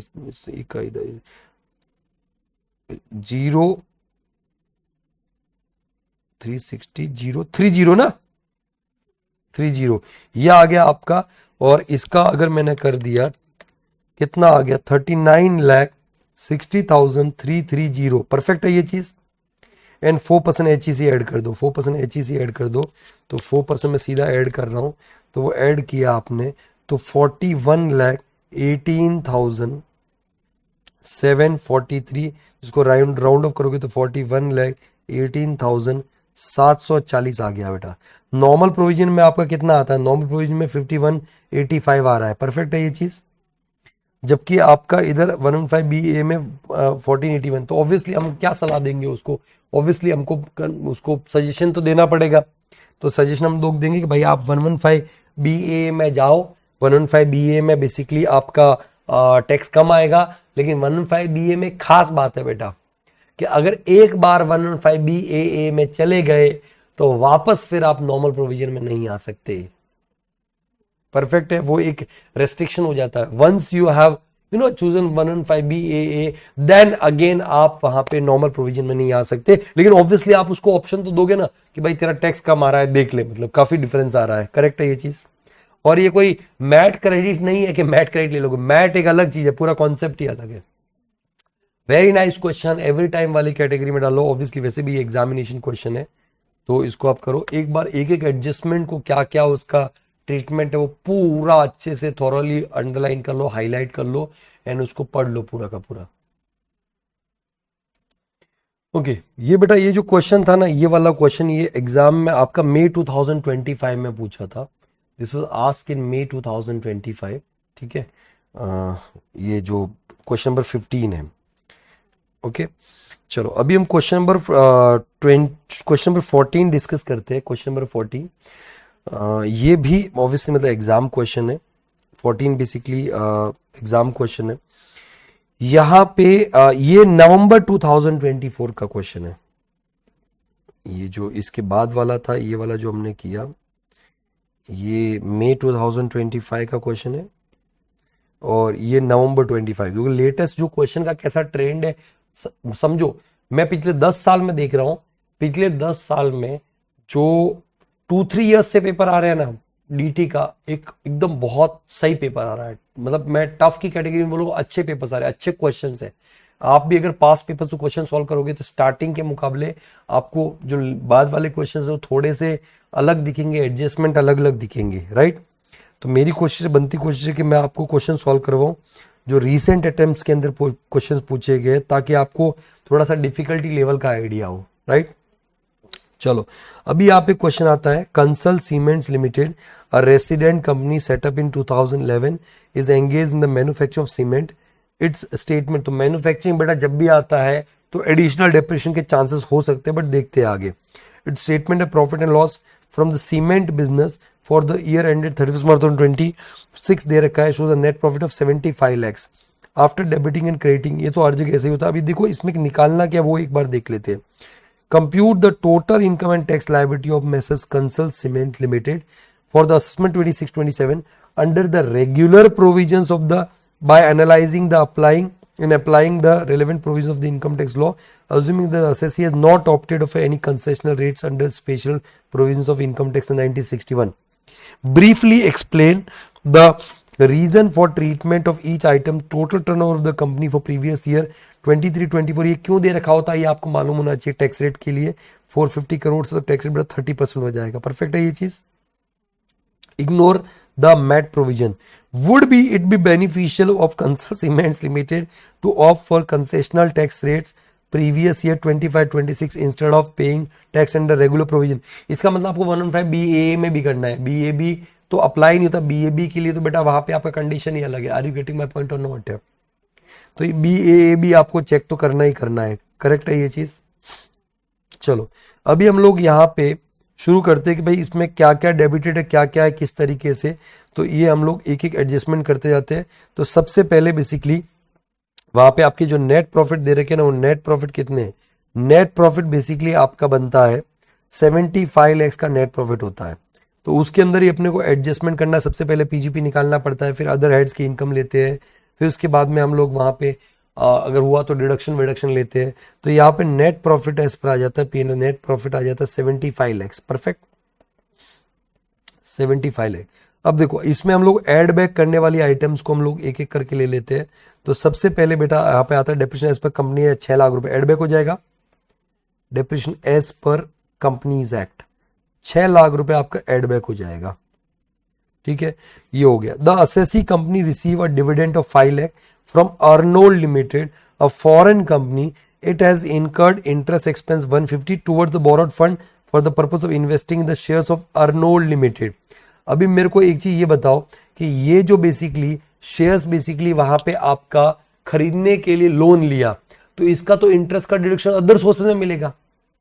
तो इधर देखो ये 5 लाख तो P&L में क्रेडिटेड है। एक्चुअली प्रॉब्लम ये होगी, दोनों चीजें हुई है बेटा। देखो जब कोई बोला ना कि ये जो चीजें यहां पे दे रखी है डेबिटेड एंड क्रेडिटेड है, इसका मतलब वो 1.5 लाख डेबिट भी होगा, दोनों चीजें होगी। Are you getting my point और नॉट? तो आपका 5 लाख तो आपको माइनस करना पड़ेगा क्योंकि अदर सोर्स में जाने वाला है ये चीज। तो मैं यहां पे लेस की कैटेगरी में ले लेता हूं, यहां पे लेस ले लेता हूं कि भाई लेस क्या क्या होने वाला है। तो यहां पे मैं लेस लेता हूं। सबसे पहले तो डिविडेंड लेस होगा। Are you getting my point और नॉट? डिविडेंड कितने का है? 5 लाख का डिविडेंड है। परफेक्ट। बट इसके सामने जो एक्सपेंस है वो भी तो आपको एड बैक करना पड़ेगा। तो interest expense on purchase of shares, ठीक है, तो 1.5 लाख रुपए का वो इंटरेस्ट एड बैक हो जाएगा। परफेक्ट है। अब जब अदर सोर्स में जाओगे तो बेटा अदर सोर्स में आपको क्या करना है? 5 लाख में से डिडक्शन दे दोगे 150, लेकिन पूरा 150 का नहीं दोगे। याद करो 5 लाख में से आप डिडक्शन दे दो आप 20% ऑफ 5 लाख और 150 विच एवर इज लोअर। तो 20% ऑफ 5 लाख तो 1 लाख ही होगा। Are you getting my point और नॉट? तो 1 lakh 150 whichever is lower 1 lakh का डिडक्शन दोगे तो वहां पे 4 लाख टैक्सेबल हो जाएगा। वो बात करेंगे हम लोग अदर सोर्स में, लेकिन अभी पहले हम इधर बात करते हैं। इधर ध्यान दो, ये हो गया। It contributed 5 lakh to the state housing board towards construction of the tenements for the company's workers which constituted 25% of cost of construction, and the assessee could use these for 15 years. Ownership of such tenements remain with the state housing. देख सी, अगर बेटा ownership अगर इसके पास में Kansal cement limited के लिए, सी इसमें क्या हुआ, इसने स्टेट, जैसे हमारा राजस्थान स्टेट हाउसिंग बोर्ड है, राजस्थान जैसे महाड़ा है, मुंबई में महाड़ा है, महाड़ा घर बना के सस्ते में लोगों को बेचता है, ठीक है। ऐसे ही हमारे राजस्थान में राजस्थान स्टेट हाउसिंग बोर्ड है। तो स्टेट हाउसिंग बोर्ड बेसिकली क्या करता है, सस्ते में घर बेचता है। तो इन्होंने क्या बोला कि हमें ना बेसिकली स्टेट हाउसिंग बोर्ड को कुछ घर बना के दे देते हैं, और वो आप घर क्या करना, हमारे जो एम्प्लॉय लोग हैं बेसिकली उनको आप रहने के लिए दे देना। Are you getting my point और नॉट? जिसमें से बेसिकली हम 25% कंस्ट्रक्शन कॉस्ट हम लोग बियर कर रहे हैं, लेकिन ओनरशिप बेसिकली आपके पास में ही रहेगी। ओनरशिप आपके पास मतलब स्टेट बोर्ड। तो अगर ओनरशिप इसके पास में फिर तो कैपिटल असेट क्रिएट हो जाता, फिर तो इसको डेप्रिसिएशन मिल जाता उसके ऊपर। Are you getting my point और नॉट? बट ओनरशिप तो आई नहीं ना। बिजनेस मैन्युफैक्चर थोड़ी बेटा, वहां पे अगर मैन्युफैक्चर क्या कर रहा है, क्या मैन्युफैक्चर, सीमेंट बना रहा है, वो सीमेंट बना रहा है। कौन सा मतलब वहां पे वो ये कर रहा है, मतलब सीमेंट का मैन्युफैक्चरिंग है वो, ठीक है। तो यहां पे ये बेसिकली एक तरह रेवेन्यू एक्सपेंडिचर ही है। समझ में आ रहा है बात, ये चीज वहां पे जो बेसिकली एम्प्लॉयज के लिए किया जा रहा है। एम्प्लॉय क्या बोला स्टेट बोर्ड को, आपको हम इतना इतना खर्चा दे देते हैं, आप घर बना के हमारे एम्प्लॉयज को रहने के लिए दे दो वहां पे ये चीज। तो एम्प्लॉयज बेनिफिट के लिए हो रहा है ना वहां पे। तो contributed 5 lakh to the state housing board towards construction of the tenements, ठीक है, कॉन्ट्रीब्यूशन किया है for the company's workers which constitute 25% cost of construction. The assessee could use these for 15 years के लिए। तो एक तरह समझो ना कि ऐसा होता है ना कि मान लो रेंट पे कर दिया आपने अपने एम्प्लॉयज के रहने के लिए, ठीक है। तो इन दैट केस बेटा क्या हो जाए, ओनरशिप तो अभी भी स्टेट हाउसिंग बोर्ड के पास में ही है। तो इन दैट केस एक तरह का रेवेन्यू एक्सपेंडिचर, उसका डिडक्शन अलाउ होगा। तो डिडक्शन अलाउ होगा तो इसका कुछ भी करने की जरूरत नहीं है, ठीक है। Paid to state housing board, state में वो जो भी मतलब आप लिखोगे प्रॉपर, ठीक है। इधर कुछ भी होने की जरूरत नहीं है आगे, ठीक है। इसके बाद में नेक्स्ट आता है a creditor whose amount 20 lakh was outstanding for 10 years. बहुत बढ़िया। Has been settled for 15 lakh based on the compromise settlement. The amount waived has been credited to statement profit or see. याद करो बेटा, याद करो, ये मैंने आपको क्या बोला था, ठीक है, ये मैंने बोला था डीम्ड पीजीपी 41(1) मैंने आपको पढ़ाया था, सेक्शन 41(1), सेक्शन 41(1) डीम्ड पीजीपी। उसमें क्या बोला था, अगर कोई एक्सपेंडिचर है उसका सब्सिक्वेंट वहां पे आपका क्या हो रहा है, रिकवरी, वो डीम्ड पीजीपी होता है। वर्किंग कैपिटल लोन है उसका वेवर होता है, डीम्ड पीजीपी होता है। परफेक्ट है ये चीज। यहां तक कि बेटा मैंने बोला अगर क्रेडिटर्स अपना राइट छोड़ देते हैं, फॉरगॉन देयर राइट, मैंने पूरा आपको एडजस्टमेंट करके बताया था किसी, जब बेसिकली आप गुड्स खरीदो, उधार खरीदोगे तो आप क्या करोगे, P&L की डेबिट साइड में डाल दोगे वहां पे सामान, बट पैसा तो आपने पे ही नहीं किया है, बट डिडक्शन क्लेम कर लिया, बिना पैसा पे किए डिडक्शन क्लेम कर लिया, प्रॉफिट को कम कर दिया, और वो आपका लायबिलिटी साइड में क्रेडिटर्स खड़ा है।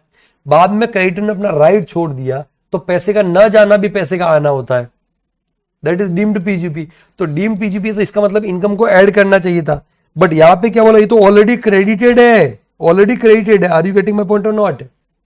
तो जो चीज ऑलरेडी क्रेडिटेड है, जो ऐड करना था ऑलरेडी ऐड हो चुका है, तो उसमें कुछ करने की जरूरत है क्या? नहीं, बट आपको इंफॉर्मेशन तो लिखना पड़ेगा ना वहां पे।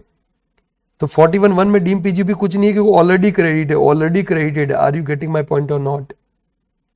जो भी वेवर बाय क्रेडिटेड है वो ऑलरेडी क्रेडिटेड, तो इसमें आपको कुछ करने की अलग से कुछ जरूरत नहीं है, वो ऑलरेडी क्रेडिटेड है। परफेक्ट है ये चीज बेटा।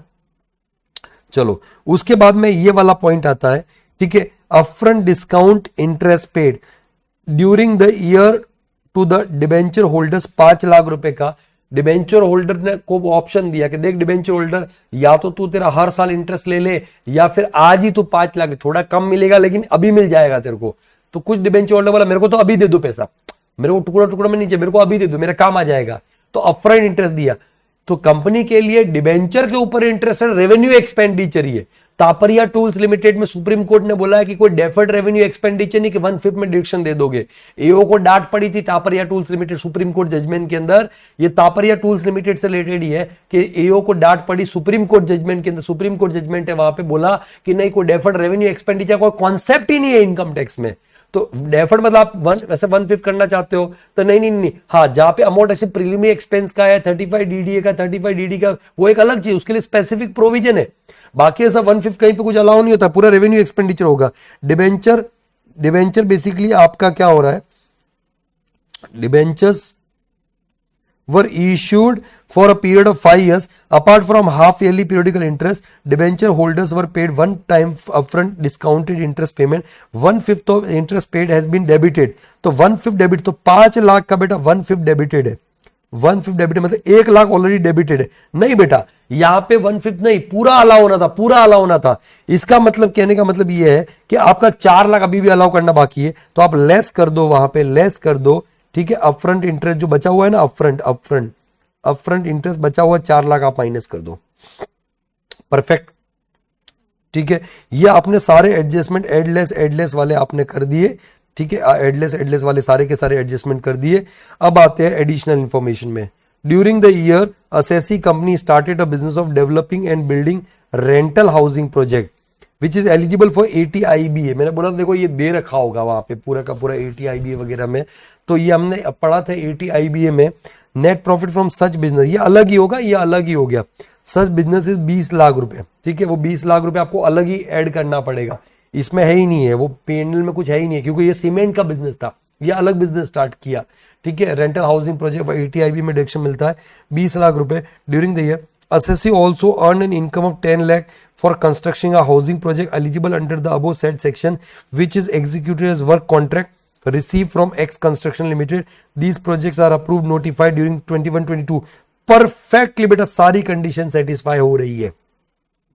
तो यहाँ पे देखो ये 20 लाख एंड 10 लाख दोनों के दोनों टैक्सेबल हो जाएंगे। ये दूसरा बिजनेस हो गया, वहां पे हाउसिंग प्रोजेक्ट का बिल्डिंग एंड डेवलपिंग वाला जो है उसके अंदर आ जाएगा, जिसके सामने ATIBA क्या 100% डिडक्शन भी मिलता है, बट 100% डिडक्शन बेसिकली खाली 20 लाख का मिलेगा वहां पे, ठीक है। खाली 20 लाख का मिलेगा। वो जो कॉन्ट्रैक्ट पे काम कर रखा है बेटा उसके सामने डिडक्शन नहीं मिलने वाला है, ठीक है।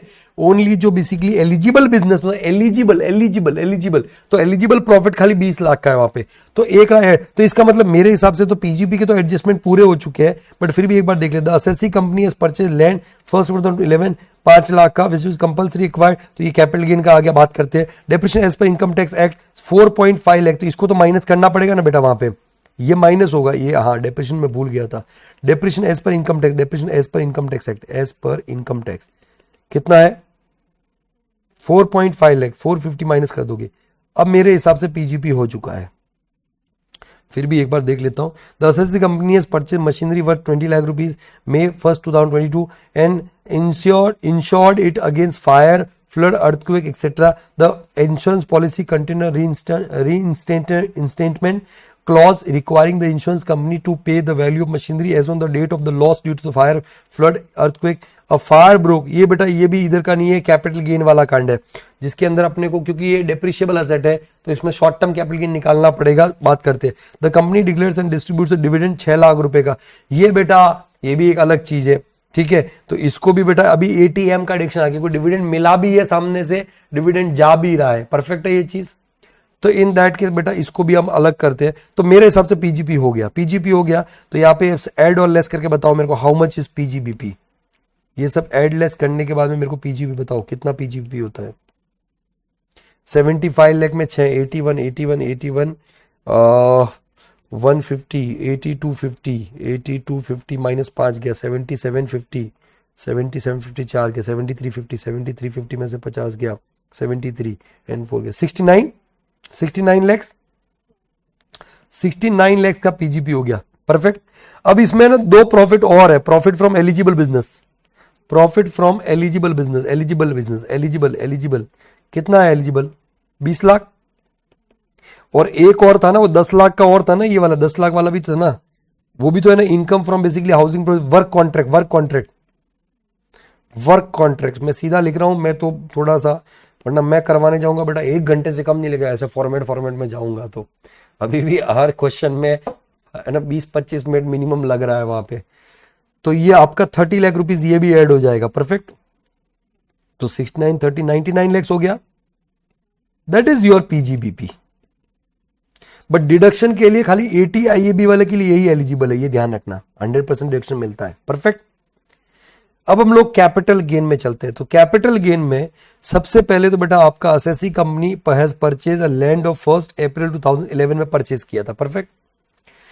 5 लाख में परचेज किया था, which was compulsory acquired by the government 31/3/2019। Very important बेटा, वेरी इंपॉर्टेंट, यहां पे 31/3/2019 में किया था।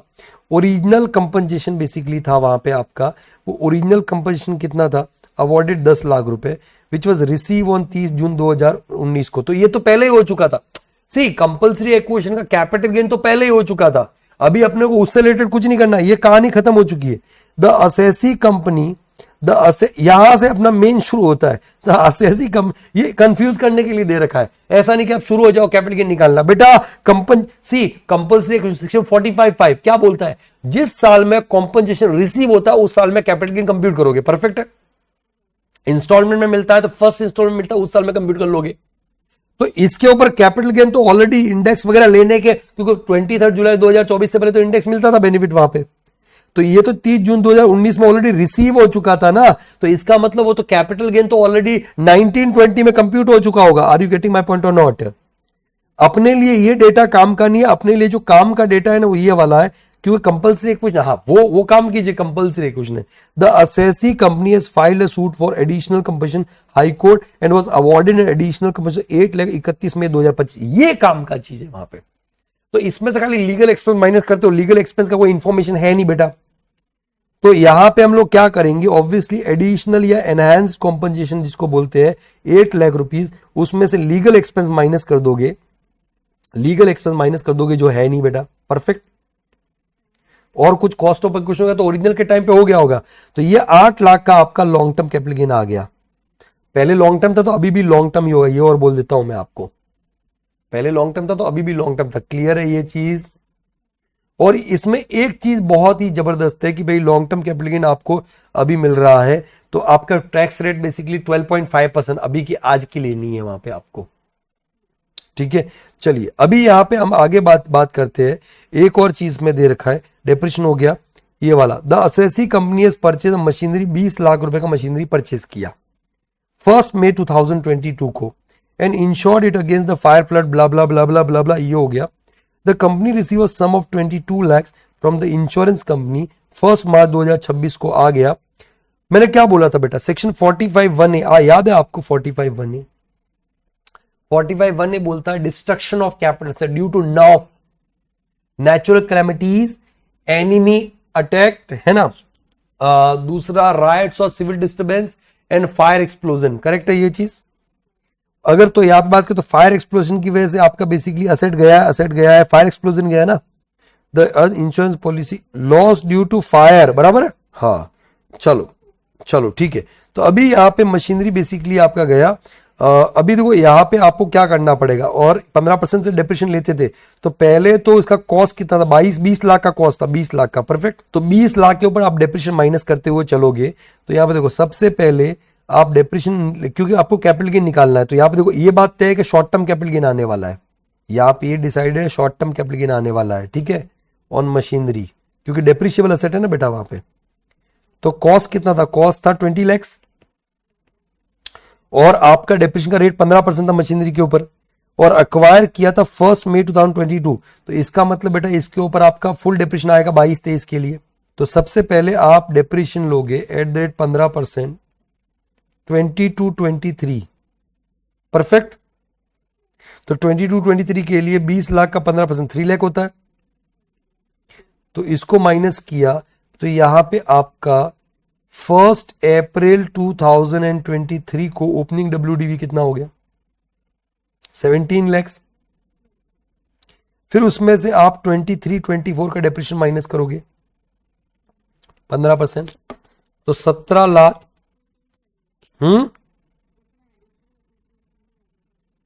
एडिशनल, ओहो देखो, ये देखो ऐसी चीजें होती है। वेरी गुड, बहुत बढ़िया। एडिशनल डेप्रिसिएशन क्यों लगेगा, क्योंकि बेटा वहां पे आपका वो सीमेंट वाला धंधा कर रहा है, मैन्युफैक्चरिंग का कर रहा है। परफेक्ट। तो यहां पे आपको एडिशनल भी माइनस करना पड़ेगा। Very good. तो यहां पे आपका एडिशनल डेप्रिसिएशन भी आएगा। सी देखो ऐसी छोटी सी चीज मिस्टेक हो जाती है, क्योंकि इतना बड़ा क्वेश्चन है, ऊपर वाला भूल ही जाते हैं हम लोग। तो एडिशनल डेप्रिसिएशन 20% से आएगा। हाँ, मैन्युफैक्चरिंग बिजनेस है इसलिए। और जो 115 BAA में नहीं मिलेगा, ये भी ध्यान रखना है, ठीक है। तो 4 लाख आपने माइनस किया, अब आपका 17 लाख आ गया। परफेक्ट। नहीं सॉरी, 13 लाख आया। क्लियर है? अब इसमें से ओरिजिनल नॉर्मल डेप्रिसिएशन नहीं मिलने वाला है। ये 1 अप्रैल 23 का था, अब यहाँ पे नॉर्मल 23-24 का 15% नॉर्मली मिलेगा। तो 13 लाख का 15% होता है बेटा वहां पे 195। परफेक्ट ना? 195 आपने माइनस किया तो बचता है 11,05,000। अब एक साल का और डिप्रेशन आएगा 24-25, क्यों 25-26 में तो बेटा वहां पे आपका वो डिस्ट्रॉय हो चुका है। क्लियर है ये चीज? तो इन दैट केस बेसिकली यहां पे आपका 24-25 का और डिप्रेशन आ जाएगा 15% के हिसाब से। तो इंटू 15% अगर किया तो 165,750, और इसको अगर माइनस किया तो आपका आ गया 9,39,250। परफेक्ट। क्लियर है नहीं ये चीज? और पता है आपको कितना मिला, इंश्योरेंस क्लेम कितना मिला? इंश्योरेंस क्लेम मिला है 22 लाख का, 22 लाख का मिला है ना ये। तो इसमें से माइनस करते अगर इंश्योरेंस क्लेम, वैसे ऊपर से भी कर सकते थे, ऐसे भी कर सकते थे, 22 लाख का आपने माइनस किया तो ये तो शॉर्ट टर्म कैपिटल गेन आ गया ना, क्योंकि पूरा ब्लॉक चला गया। तो माइनस अगर 22 लाख अगर करता हूं तो 12,60,750 short term capital gain. Clear है ये चीज? 12 लाख, इधर मैं लिखता हूं 12,60,750 शॉर्ट टर्म कैपिटल गेन। इन दोनों का टोटल किया तो कैपिटल गेन कितना आ गया? 20 लाख ना, 20 लाख का कैपिटल गेन है, 20,60,750 कैपिटल गेन आ गया। परफेक्ट। अब यहां पे हम बात करते हैं इनकम फ्रॉम अदर सोर्सेस की। तो इनकम फ्रॉम अदर सोर्स में डिविडेंड आपका था, हमने कुछ तो डिविडेंड एड लेस किया था 5 लाख का। डन। डिविडेंड 5 लाख का। अभी इसमें से एक्सपेंस माइनस करना, क्योंकि इंटरेस्ट है ना, लेस करेंगे interest, section under section 57 expense minus करोगे तो एक तो 20% ऑफ 5 लाख 1 लाख, 1 लाख। एंड दूसरा बेटा वहां पे आपका आता है 150 का हमने इंटरेस्ट पे किया था, जहां तक मुझे याद है 150 था ना, विच एवर इज लोअर, तो 1 लाख माइनस किया, तो how much is income from other sources, 4 lakh का इनकम फ्रॉम अदर सोर्सेज आ गया। करो इनका टोटल, पीजीपी कितना है 99 lakhs plus capital gain 20, 60, 750 plus 4 lakh, तो बेटा ये हो गया 1 करोड़ 23 लाख। चेक करना टोटल एक बार, 750। परफेक्ट हो। ये जीटीआई आया है, जीटीआई ग्रॉस टोटल इनकम है ना, एनटीआई नहीं। अभी इसमें से डिडक्शंस भी तो माइनस करने हैं। इसमें डिडक्शन बेसिकली 2 सेक्शन में मिलने वाला है, एक एटीएम में मिलेगा deduction under section ATM. ATM में क्यों मिलेगा? क्योंकि एटीएम में बेटा वहां पे सामने कंपनी ने डिस्ट्रीब्यूट किया है डिविडेंड 31 अगस्त 2026 ड्यू डेट से पहले, है ना। ये आपका बिफोर 31 अक्टूबर 2026, ये हमेशा याद रखना, ड्यू डेट के पहले वाला ही मिलता है वहां पे। तो इन दैट केस बेटा डिविडेंड डिक्लेयर किया है, तो जो आया है डिविडेंड, और डिक्लेयर कितना किया है, डिविडेंड डिक्लेयर किया 6 लाख रुपए, तो obviously which ever is lower होने वाला है, तो 4 लाख का डिडक्शन मिल जाएगा। परफेक्ट है ये चीज, क्योंकि इनकम में तो 4 लाख ही एडेड है ना, 5 लाख नहीं। हाँ, एक्सपेंस माइनस करने के बाद में ऐसा हमने किया है बेटा वहां पे।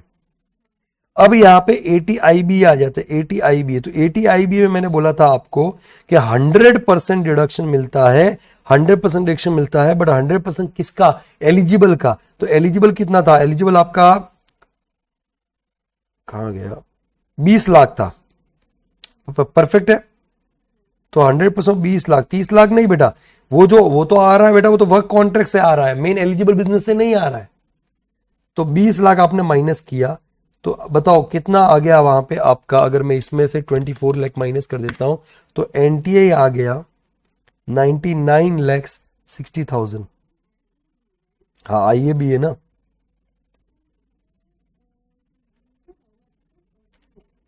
नो नो नो नो, उसमें अलग अलग भी है, वहां पे आपका इंफ्रास्ट्रक्चर बिजनेस वगैरह वो भी है, उनके लिए हाउसिंग रेंटल प्रोजेक्ट वगैरह बना, तो वो भी है उसके अंदर। ठीक है, अलग अलग है, बहुत सारे अलग अलग है उसके अंदर। तो ये एनटीए आ गया, ठीक है। अब ये एनटीए आएगा नेट टोटल इनकम, इसके ऊपर टैक्स लगाना है। इधर ध्यान दो, यहां पे जो आपको ये टैक्स निकालना है बेटा, ठीक है, ये टैक्स निकालना है बेटा वहां पे। इस टैक्स में अगर हम बात करें वहां पे, इस टैक्स में बेसिकली वहां पे आपका कैपिटल गेन भी है, और कैपिटल गेन में 2 तरह के कैपिटल गेन है, एक लॉन्ग टर्म है, दूसरा शॉर्ट टर्म है। तो शॉर्ट टर्म के ऊपर तो नॉर्मल वाला टैक्स लगता है, परफेक्ट है ना, क्योंकि शॉर्ट टर्म वो डेप्रिशिएबल वाला, 111A वाला नहीं है वहां पे। तो जो लॉन्ग टर्म कैपिटल गेन था आपका 8 लाख का, 8 लाख का ही था ना वो, उसके ऊपर तो 12.5% आ जाएगा। और जो अदर इनकम है, अदर अदर अदर, तो इसमें से अगर मैं 8 लाख माइनस करता हूं, तो 91 लाख 60,750, इसके ऊपर आपका टैक्स 30% आ जाएगा, क्योंकि उसका जो टर्नओवर था ना बेटा, वो आपका ऑब्वियसली मतलब वो ज्यादा था, 400 करोड़ से ज्यादा था 23-24 में। तो 8 लाख का, पहले तो 8 लाख का 12.5%, 1 लाख, एंड 91 750 का अगर मैं करता हूं 30% करता हूं, परफेक्ट, तो ये होता है 2748 to 25, परफेक्ट हो। और ये दोनों का टोटल अगर मैं करता हूं, तो 28 लाख 48,48,225। इसमें क्या सरचार्ज आएगा? नहीं आएगा, क्योंकि आपका नेट टोटल इनकम 1 करोड़ से कम है। तो इसमें हम सीधा ऐड कर देंगे HEC 4%, तो इंटू 4% आपका आता है 113,929, और इसका टोटल किया तो ये आता है 2962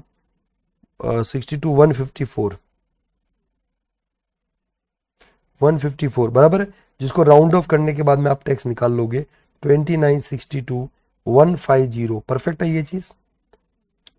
अभी 115BAA भी पूछा है, तो 115BAA में क्या डिफरेंस है? एक तो एडिशनल डिप्रिसिएशन नहीं मिलता है, बराबर है, और दूसरा बेटा वहां पे आपका क्या बोलते हैं ये अरे क्या बोलते हैं, ATIBA का डिडक्शन नहीं मिलने वाला है। बट ATM का मिलता है। परफेक्ट है, ठीक है। नहीं, मैं सॉरी से माय अपोलॉजी। अच्छा हुआ आपने याद दिलाया। यहां पे एडिशनल डेप्रिसिएशन बेटा करंट ईयर का तो कहीं बता ही नहीं रखा है ना वहां पे, क्योंकि करंट ईयर में कोई असेट खरीदी ही नहीं ना नई वाली। मैं ये कंफ्यूज हो गया इसको लेकर के। ये शॉर्ट टर्म निकालते टाइम जो हमने एडिशनल लिया है ना, मेरे दिमाग में ये वाला रह गया। यहाँ पे कोई एडिशनल डेप्रिसिएशन करंट ईयर में है ही नहीं, क्योंकि करंट ईयर में कोई असेट ही नहीं खरीदा है ना। एडिशनल डेप्रिसिएशन तो ईयर ऑफ एक्विजिशन में मिलता है ना। बट मेरे दिमाग में ये वाला एडिशनल डेप्रिसिएशन रह गया। तो ये तो बेटा, ये तो शॉर्ट टर्म कैपिटल निकालेंगे तो बहुत पुरानी बात हो चुकी है, 22-23 का है। बट फिर भी मैं बताता हूं कि एडिशनल डेप्रिसिएशन अगर होता फॉर एग्जांपल तो मिलने वाला नहीं था। करेक्ट। तो बट यहां पे नहीं है तो कुछ दिक्कत ही नहीं है। तो उस केस में तो टोटल कम 9960 ले लोगे, उसमें बस खाली एक चीज ऐड बैक करनी है, ये ATIB वाला ऐड करना है। क्लियर है ये चीज। तो NTI as per regular provision करते हो 9960। परफेक्ट। उसके अंदर ऐड बैक कर दोगे ATIB वाला डिडक्शन। ATIB ATM मिलता है, ATM को नहीं करना है वहां पे। तो ATIB का 20 लाख ऐड कर दोगे। परफेक्ट। अब 20 लाख ऐड किया तो कितना हो गया बेटा वहां पे आपका 9960 प्लस 20 लाख अगर करते हो तो ये होता है 1,19,60,000। परफेक्ट ना। सॉरी 750 है क्या लास्ट में? हाँ 750 है, ये 750 है, इधर भी 750 आ जाएगा। करेक्ट है। और इसके अंदर अभी अलग करो, कैपिटल गेन जो है उसके ऊपर तो 12.5% ही टैक्स लगेगा वहां पे। जो लॉन्ग टर्म कैपिटल गेन है 8 लाख, उसके ऊपर तो 12.5% लगेगा, तो वो 1 लाख होता है। परफेक्ट। और बाकी जो बचा हुआ है 1,19,60,750 माइनस 8 लाख अगर किया तो ये बचा आपका इसके ऊपर 1,11,60,750। इसके ऊपर आपका 30% का टैक्स आएगा इंटू, सॉरी 22%, 115 BAA है ना, 22% इंटू 22% आपका आया 24,55,365। और इसमें ऐड किया तो 25 लाख, नहीं 365, अच्छा 365, ओके 25, 55, 365। परफेक्ट। और हमेशा इस पे कंपल्सरी सर्च आ जाता है, टोटल इनकम कितना भी हो फर्क नहीं पड़ता, कंपल्सरी सर्च आ जाए। हालांकि यहाँ पे तो 1 करोड़ ज्यादा 1 करोड़ से कम भी होता तो भी कंपल्सरी, और पूरे के ऊपर 10% आएगा सरचार्ज। सरचार्ज @10%। ठीक है। तो ये आ गया इसके ऊपर 10% इंटू 10% अगर मैं करता हूं, हाँ हाँ कंपल्सरी है ना बेटा, कंपल्सरी सरचार्ज है ना। ठीक है। 255,537। परफेक्ट है ना। ये कर दिया वहां पे आपने सरचार्ज, और इसको अगर आप ऐड कर देते हो तो 28,10,902 हो जाएगा वहां पे। और 4% HEC ऐड करो, 4% HEC, 4% आपका आता है, ऐड कर दिया मैंने, सीधा ऐड ही कर दिया, तो आपका आ जाएगा नहीं 28,10,902 इंटू 4%, तो 1,12,436। और इसको अगर मैं ऐड कर देता हूं तो 29 लाख 23,338, जिसको राउंड ऑफ करूंगा 29,23,340 हो गया।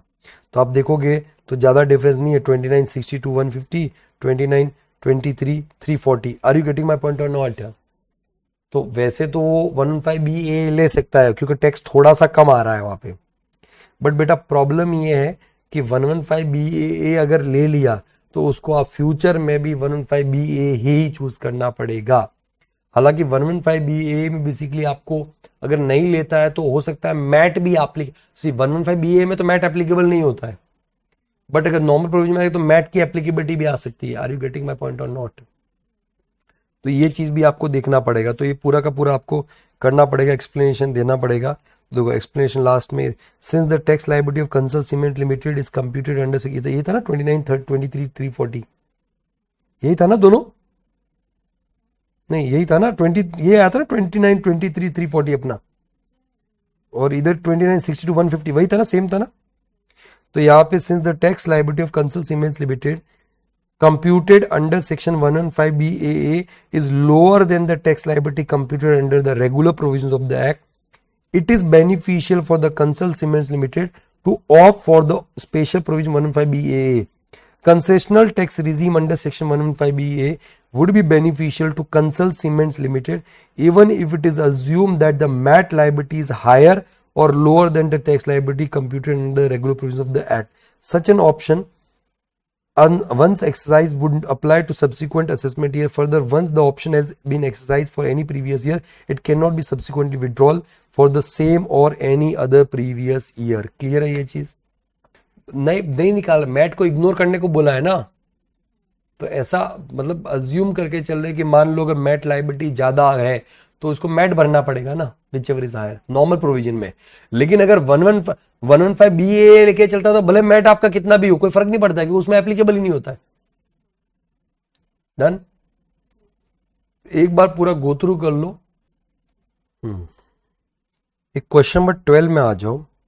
Question number 12, this is basically again May 2022 का क्वेश्चन है, ये मई 2022 एग्जाम का क्वेश्चन है, ठीक है। इसमें भी 115 BAA वाला पार्ट है।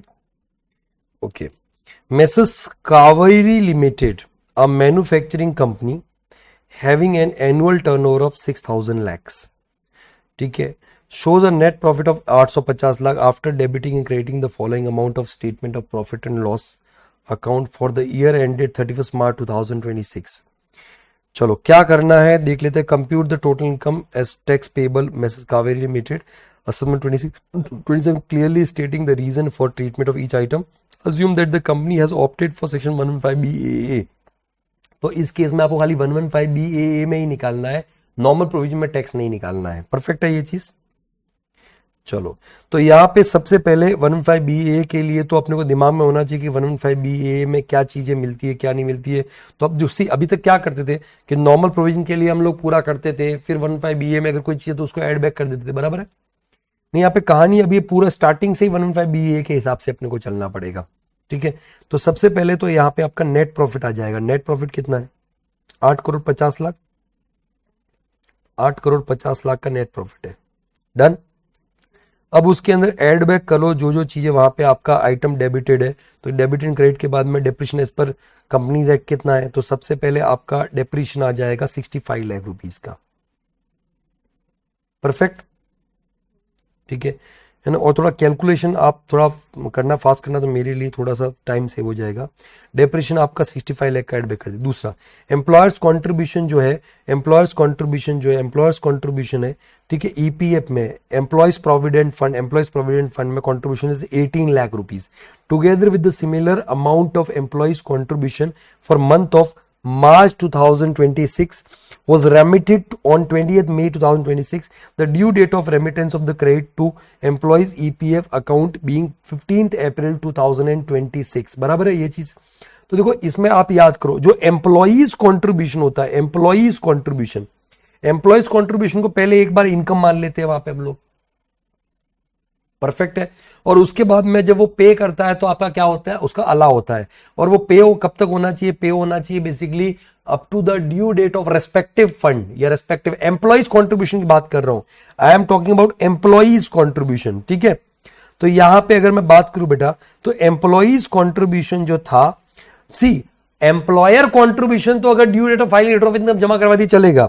तो यहां पे देखो, यहां पे क्या बोला, the due date of remittance जो है ना वो तो आपका 15 अप्रैल 2026 था, ठीक है। The due date of remittance of credit to employees ये 15 अप्रैल 2026 और वो कंट्रीब्यूट किया गया 20 मई 2026 को। समझ में आ रहा है ये चीज? मार्च के महीने की कहानी है। आपको याद होगा मैंने बोला था प्रोविडेंट फंड में अगले महीने की 15 तारीख तक जमा करवाना पड़ता है। परफेक्ट है ये चीज, employee contribution. But employer contribution case में ऐसा नहीं है। एम्प्लॉयर कॉन्ट्रीब्यूशन आप पूरे साल का मत जमा करवाओ, due date of filing letter of income से पहले जमा करवा दो, 43B के अकॉर्डिंग अलाउ हो जाता है। तो बेटा यहां पे बोलता है कि 20 मई 2026 को जमा करवाए, तो एम्प्लॉयर कंट्रीब्यूशन तो अलाउ हो जाएगा, उसमें कोई दिक्कत नहीं है, पीएनएल में डेबिटेड अलाउ हो जाएगा। परफेक्ट, यस और नो। लेकिन जो एम्प्लॉई कंट्रीब्यूशन है, एम्प्लॉई कंट्रीब्यूशन है, एम्प्लॉई कंट्रीब्यूशन बेटा वहां पे आपका वो टाइम पे जमा नहीं करवाया है तो परमानेंटली डिसअलाउ हो जाता है। तो इनकम में ऐड करो, इनकम में ऐड करो, सीधी सी बात, रिडक्शन नहीं मिलने वाला। Are you getting my point और नॉट? तो उसको एम्प्लॉय कंट्रीब्यूशन कितना था, एम्प्लॉय कंट्रीब्यूशन अमाउंट कितना है, 18 लाख ना, उसको तो ऐड बैक करेंगे। लेकिन जो एम्प्लॉयर कंट्रीब्यूशन है, एम्प्लॉयर एम्प्लॉयर एम्प्लॉयर, वो अलाउ हो जाएगा ड्यू डेट तक बाकी, तो उसको कुछ करने की जरूरत नहीं। क्लियर है ये चीज बेटा? चलो बढ़िया। तो ये आपका एडजस्टमेंट हो गया, अच्छा एडजस्टमेंट है। GST paid includes amount of 10,500 charge is penalty for delayed in filing returns and 15,400 towards delayed for interest and delay of deposit of tax. बराबर है। तो बेटा जो 10,500 का जो ऐसे basically penalty delayed filing return of income GST का, ये आपका डिसअलाउ होता है। बराबर है। और जो इंटरेस्ट है ना वो अलाउ होता है। परफेक्ट है ये चीज। तो इंटरेस्ट, अगर इंटरेस्ट बेसिकली वहां पे है आपका जीएसटी से रिलेटेड, या फिर उसको पेनल्टी का नाम दिया है बट वो इंटरेस्ट के नेचर का है, पेनल्टी का नाम दिया बट इंटरेस्ट का नेचर, वो अलाउ होता है। परफेक्ट है ये चीज। बट पेनल्टी अगर जीएसटी के फाइलिंग में अगर वहां पे डिले है तो डिसअलाउ हो जाएगा। तो यहां पे कितना 15,400 डिसअलाउ हो जाएगा, नहीं sorry 15,400 towards the interest, sorry 10,500 disallow हो जाएगा। Are you getting my point और नॉट? तो यहां पे पेनल्टी 10,500 का आपका डिसअलाउ हो जाएगा, एड बैक कर देंगे। परफेक्ट है ये चीज। लेकिन वो आपका जो इंटरेस्ट जो है ना, इंटरेस्ट वो आपका डिसअलाउ नहीं होने वाला है। एकदम परफेक्ट है, ये नहीं है। आगे, N amount of 10.50 lakh was incurred for notified skill development project ATCCD। ओ बेटा ये अलाउ होता है, कोई दिक्कत नहीं है ATCCD, लेकिन हम 115BAA पढ़ रहे हैं। नॉर्मल प्रोविजन में ATCCD का डिडक्शन अलाउ होता है, 100% डिडक्शन अलाउ होता है, लेकिन हम 115BAA में ATCCD अलाउ नहीं होता है। तो यहां पे आपका ATCCD का जो डिडक्शन है ना, सॉरी 35CCD में ATCCD क्यों बोल रहा हूं, 35CCD स्किल डेवलपमेंट वाला है, तो 35CCD यहां पे आपका डिसअलाउ हो जाएगा। तो कितना खर्चा किया है, 10,50,000, क्योंकि 115BA के हिसाब से। तो स्टार्टिंग से आपके माइंड में होना चाहिए, आप कंप्यूटेशन में लिख दोगे यहां पे जो भी कर रहे हो 115BA के हिसाब से कर रहे हो। Are you getting my point और नॉट? चलिए ये हो गया। लॉस ऑफ 20 लाख जो है on destruction of old machinery by fire in the factory, 5 lakh receive as scrap value of this machine. The insurance company did not admit the claim of the company on the charge of gross negligence. बेटा यहां पे ना बात बोलूं मैं आपको, ये जो लॉस है ना, ये तो आपको मशीनरी के ब्लॉक में वहां पे करना चाहिए। यहां पे पीजीपी का तो लॉस थोड़ी, डेबिट साइड में तो आना ही नहीं चाहिए वहां पे। तो इसको आप क्या कर दोगे, एड बैक कर दोगे। पीएनएल के डेबिट में नहीं आना चाहिए था, इसको एड बैक कर दोगे। 20 लाख कितने का है, 20 लाख का। परफेक्ट है ये चीज, ठीक है। ये हो गया। Dividend income 15 lakh from a foreign company in which a company 32% equity. तो ये तो माइनस करना है बेटा, क्रेडिटेड है, तो लेस करोगे डिविडेंड लेस करोगे 15 लाख रुपए। परफेक्ट है ये चीज, ओके। अभी एक चीज और, यहां पे प्रॉफिट ऑफ 15 लाख रुपए was sale of building or X limited domestic company, entire shares of the which are held by the company, the building was acquired by Kaveri Limited 1st December 2020। सी बेटा अभी मैं बात बोलूँ आपको, यहां पे एक्स लिमिटेड जो होली ओन सब्सिडरी कंपनी है, होली ओन सब्सिडरी है क्या, लिखा हुआ कहीं पे, कहां लिखा हुआ है, एंटायर शेयर्स, हाँ होली ओन सब्सिडरी। तो it is not regarded as transfer, capital gain ही नहीं कंप्यूट करना है। तो पीजीपी में क्या कर रहा है, तो पहले तो इसको पीजीपी में से माइनस करो वहां पे, ठीक है। 15 लाख पीजीपी में से माइनस करो, और कैपिटल गेन में भी नहीं आएगा ये, 47 में वहां पे नॉट रिगार्डेड एज ट्रांसफर है ना। परफेक्ट। एक चीज और बेटा, एक चीज और ध्यान रखना है कि यहां पे ये जो 5 लाख रुपए इंश्योरेंस कंपनी से आया है बेटा, ये तो इनकम माना जाएगा ना, ये तो इनकम माना जाएगा नहीं माना जाएगा, वहां पे स्क्रैप वैल्यू मिला है ना बेटा वहां पे, सॉरी इनकम नहीं, अरे इनकम नहीं, इनकम वो कैपिटल गेन में जाएगा, बट इधर ये तो क्रेडिटेड होगा। सी यहां पे ये क्रेडिटेड होगा कि नहीं होगा 5 लाख रुपए, तो 5 लाख रुपए क्रेडिटेड बेटा, तो 5 लाख रुपए क्रेडिट को उसको माइनस करना पड़ेगा ना। कहां गया, ये 5 लाख क्रेडिटेड है, तो इसको भी तो माइनस करेंगे ना, स्क्रैप वाला 5 लाख माइनस करोगे। डन और नॉट। अभी इसके अलावा तो आपका हो गया P&L, तो उसमें नॉर्मल डेप्रिसिएशन माइनस करोगे वहां पे, लेस डेप्रिसिएशन कितना है 92 लाख का डेप्रिसिएशन माइनस कर दोगे, परफेक्ट है ये चीज। अच्छा, नॉर्मल डेप्रिसिएशन आगे। During the previous year the company has purchase new plant and machinery 20 lakh रुपए का 10 जनवरी 2025 को, okay 10 January 2025 last year. The balance of additional depreciation of the machinery is not include, very nice adjustment, very nice adjustment, है ना। Last year जनवरी 25 में एक machinery खरीदा था, last year जनवरी 25 में एक मशीनरी खरीदा था, है ना, तो उसके ऊपर बोलता है कि बच्चा वो हाफ एडिशनल डेप्रिसिएशन था वो इस साल मिलेगा बेटा 115 BAA। तो 115 BAA में क्या एडिशनल जो ब्रॉड फॉरवर्ड एडिशनल डेप्रिसिएशन है वो आएगा क्या, वो नहीं आएगा, वो आने वाला नहीं है। क्लियर है ये चीज, वेरी नाइस, बहुत अच्छा एडजस्टमेंट है। The company had credited in the account of sub contractor an amount of 7 lakh rupees, ठीक है 7 lakh rupees 31 March 2025 towards the repair of factory building.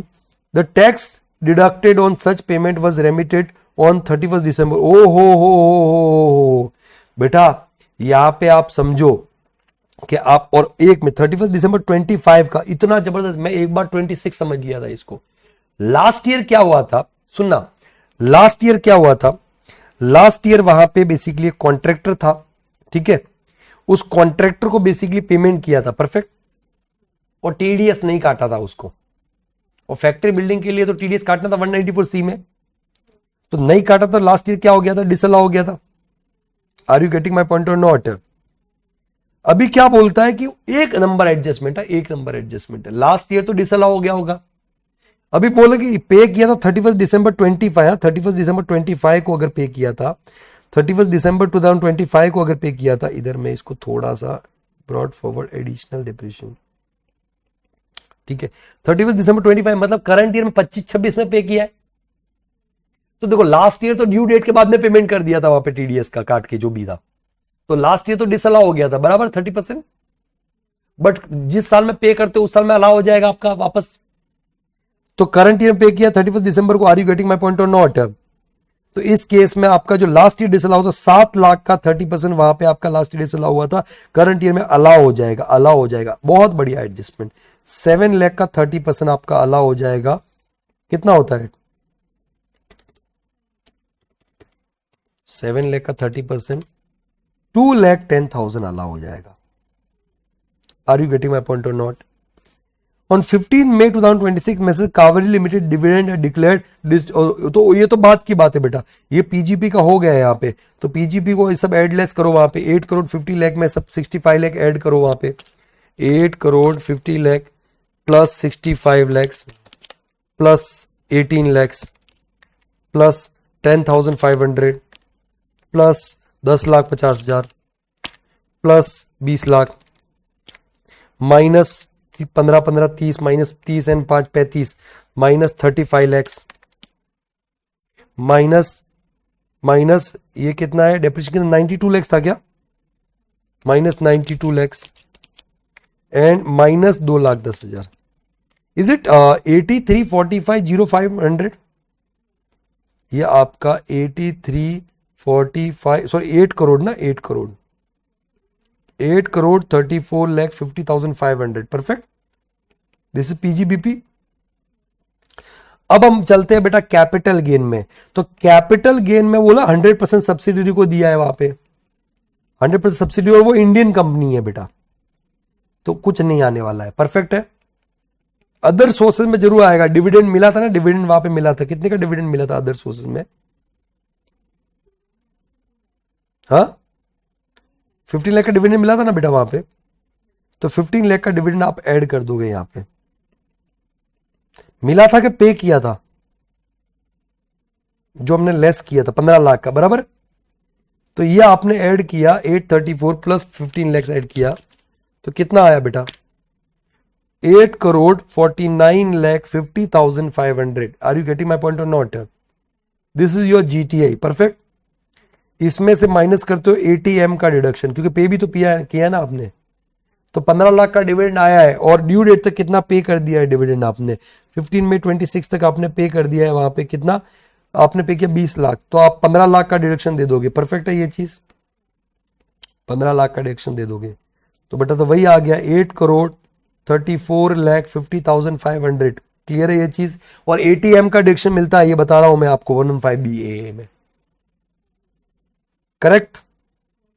तो इसके ऊपर अभी आप 834 कोई भी कैपिटल गेन का इनकम दें तो पूरे के ऊपर आपका 22% ही टैक्स आ जाएगा बेटा।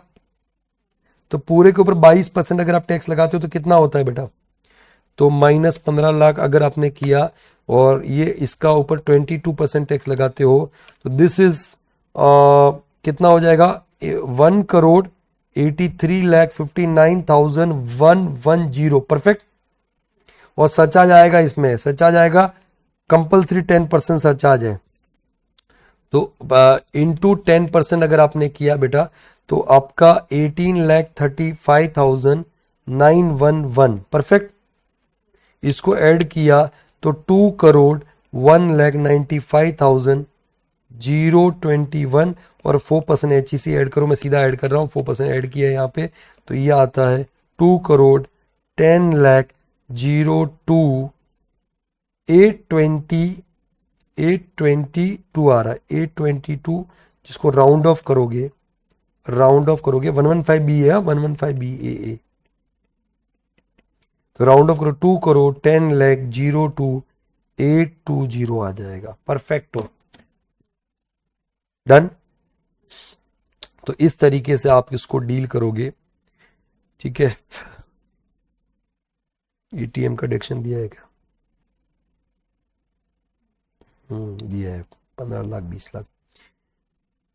इधर बेटा ये इधर अमाउंट मिस हो गया, 15 लाख लिख देना आप। इसका टोटल करने के बाद में वही 834,50 500 बराबर। और ये माइनस करने के बाद में नहीं सॉरी कितना आएगा बेटा ये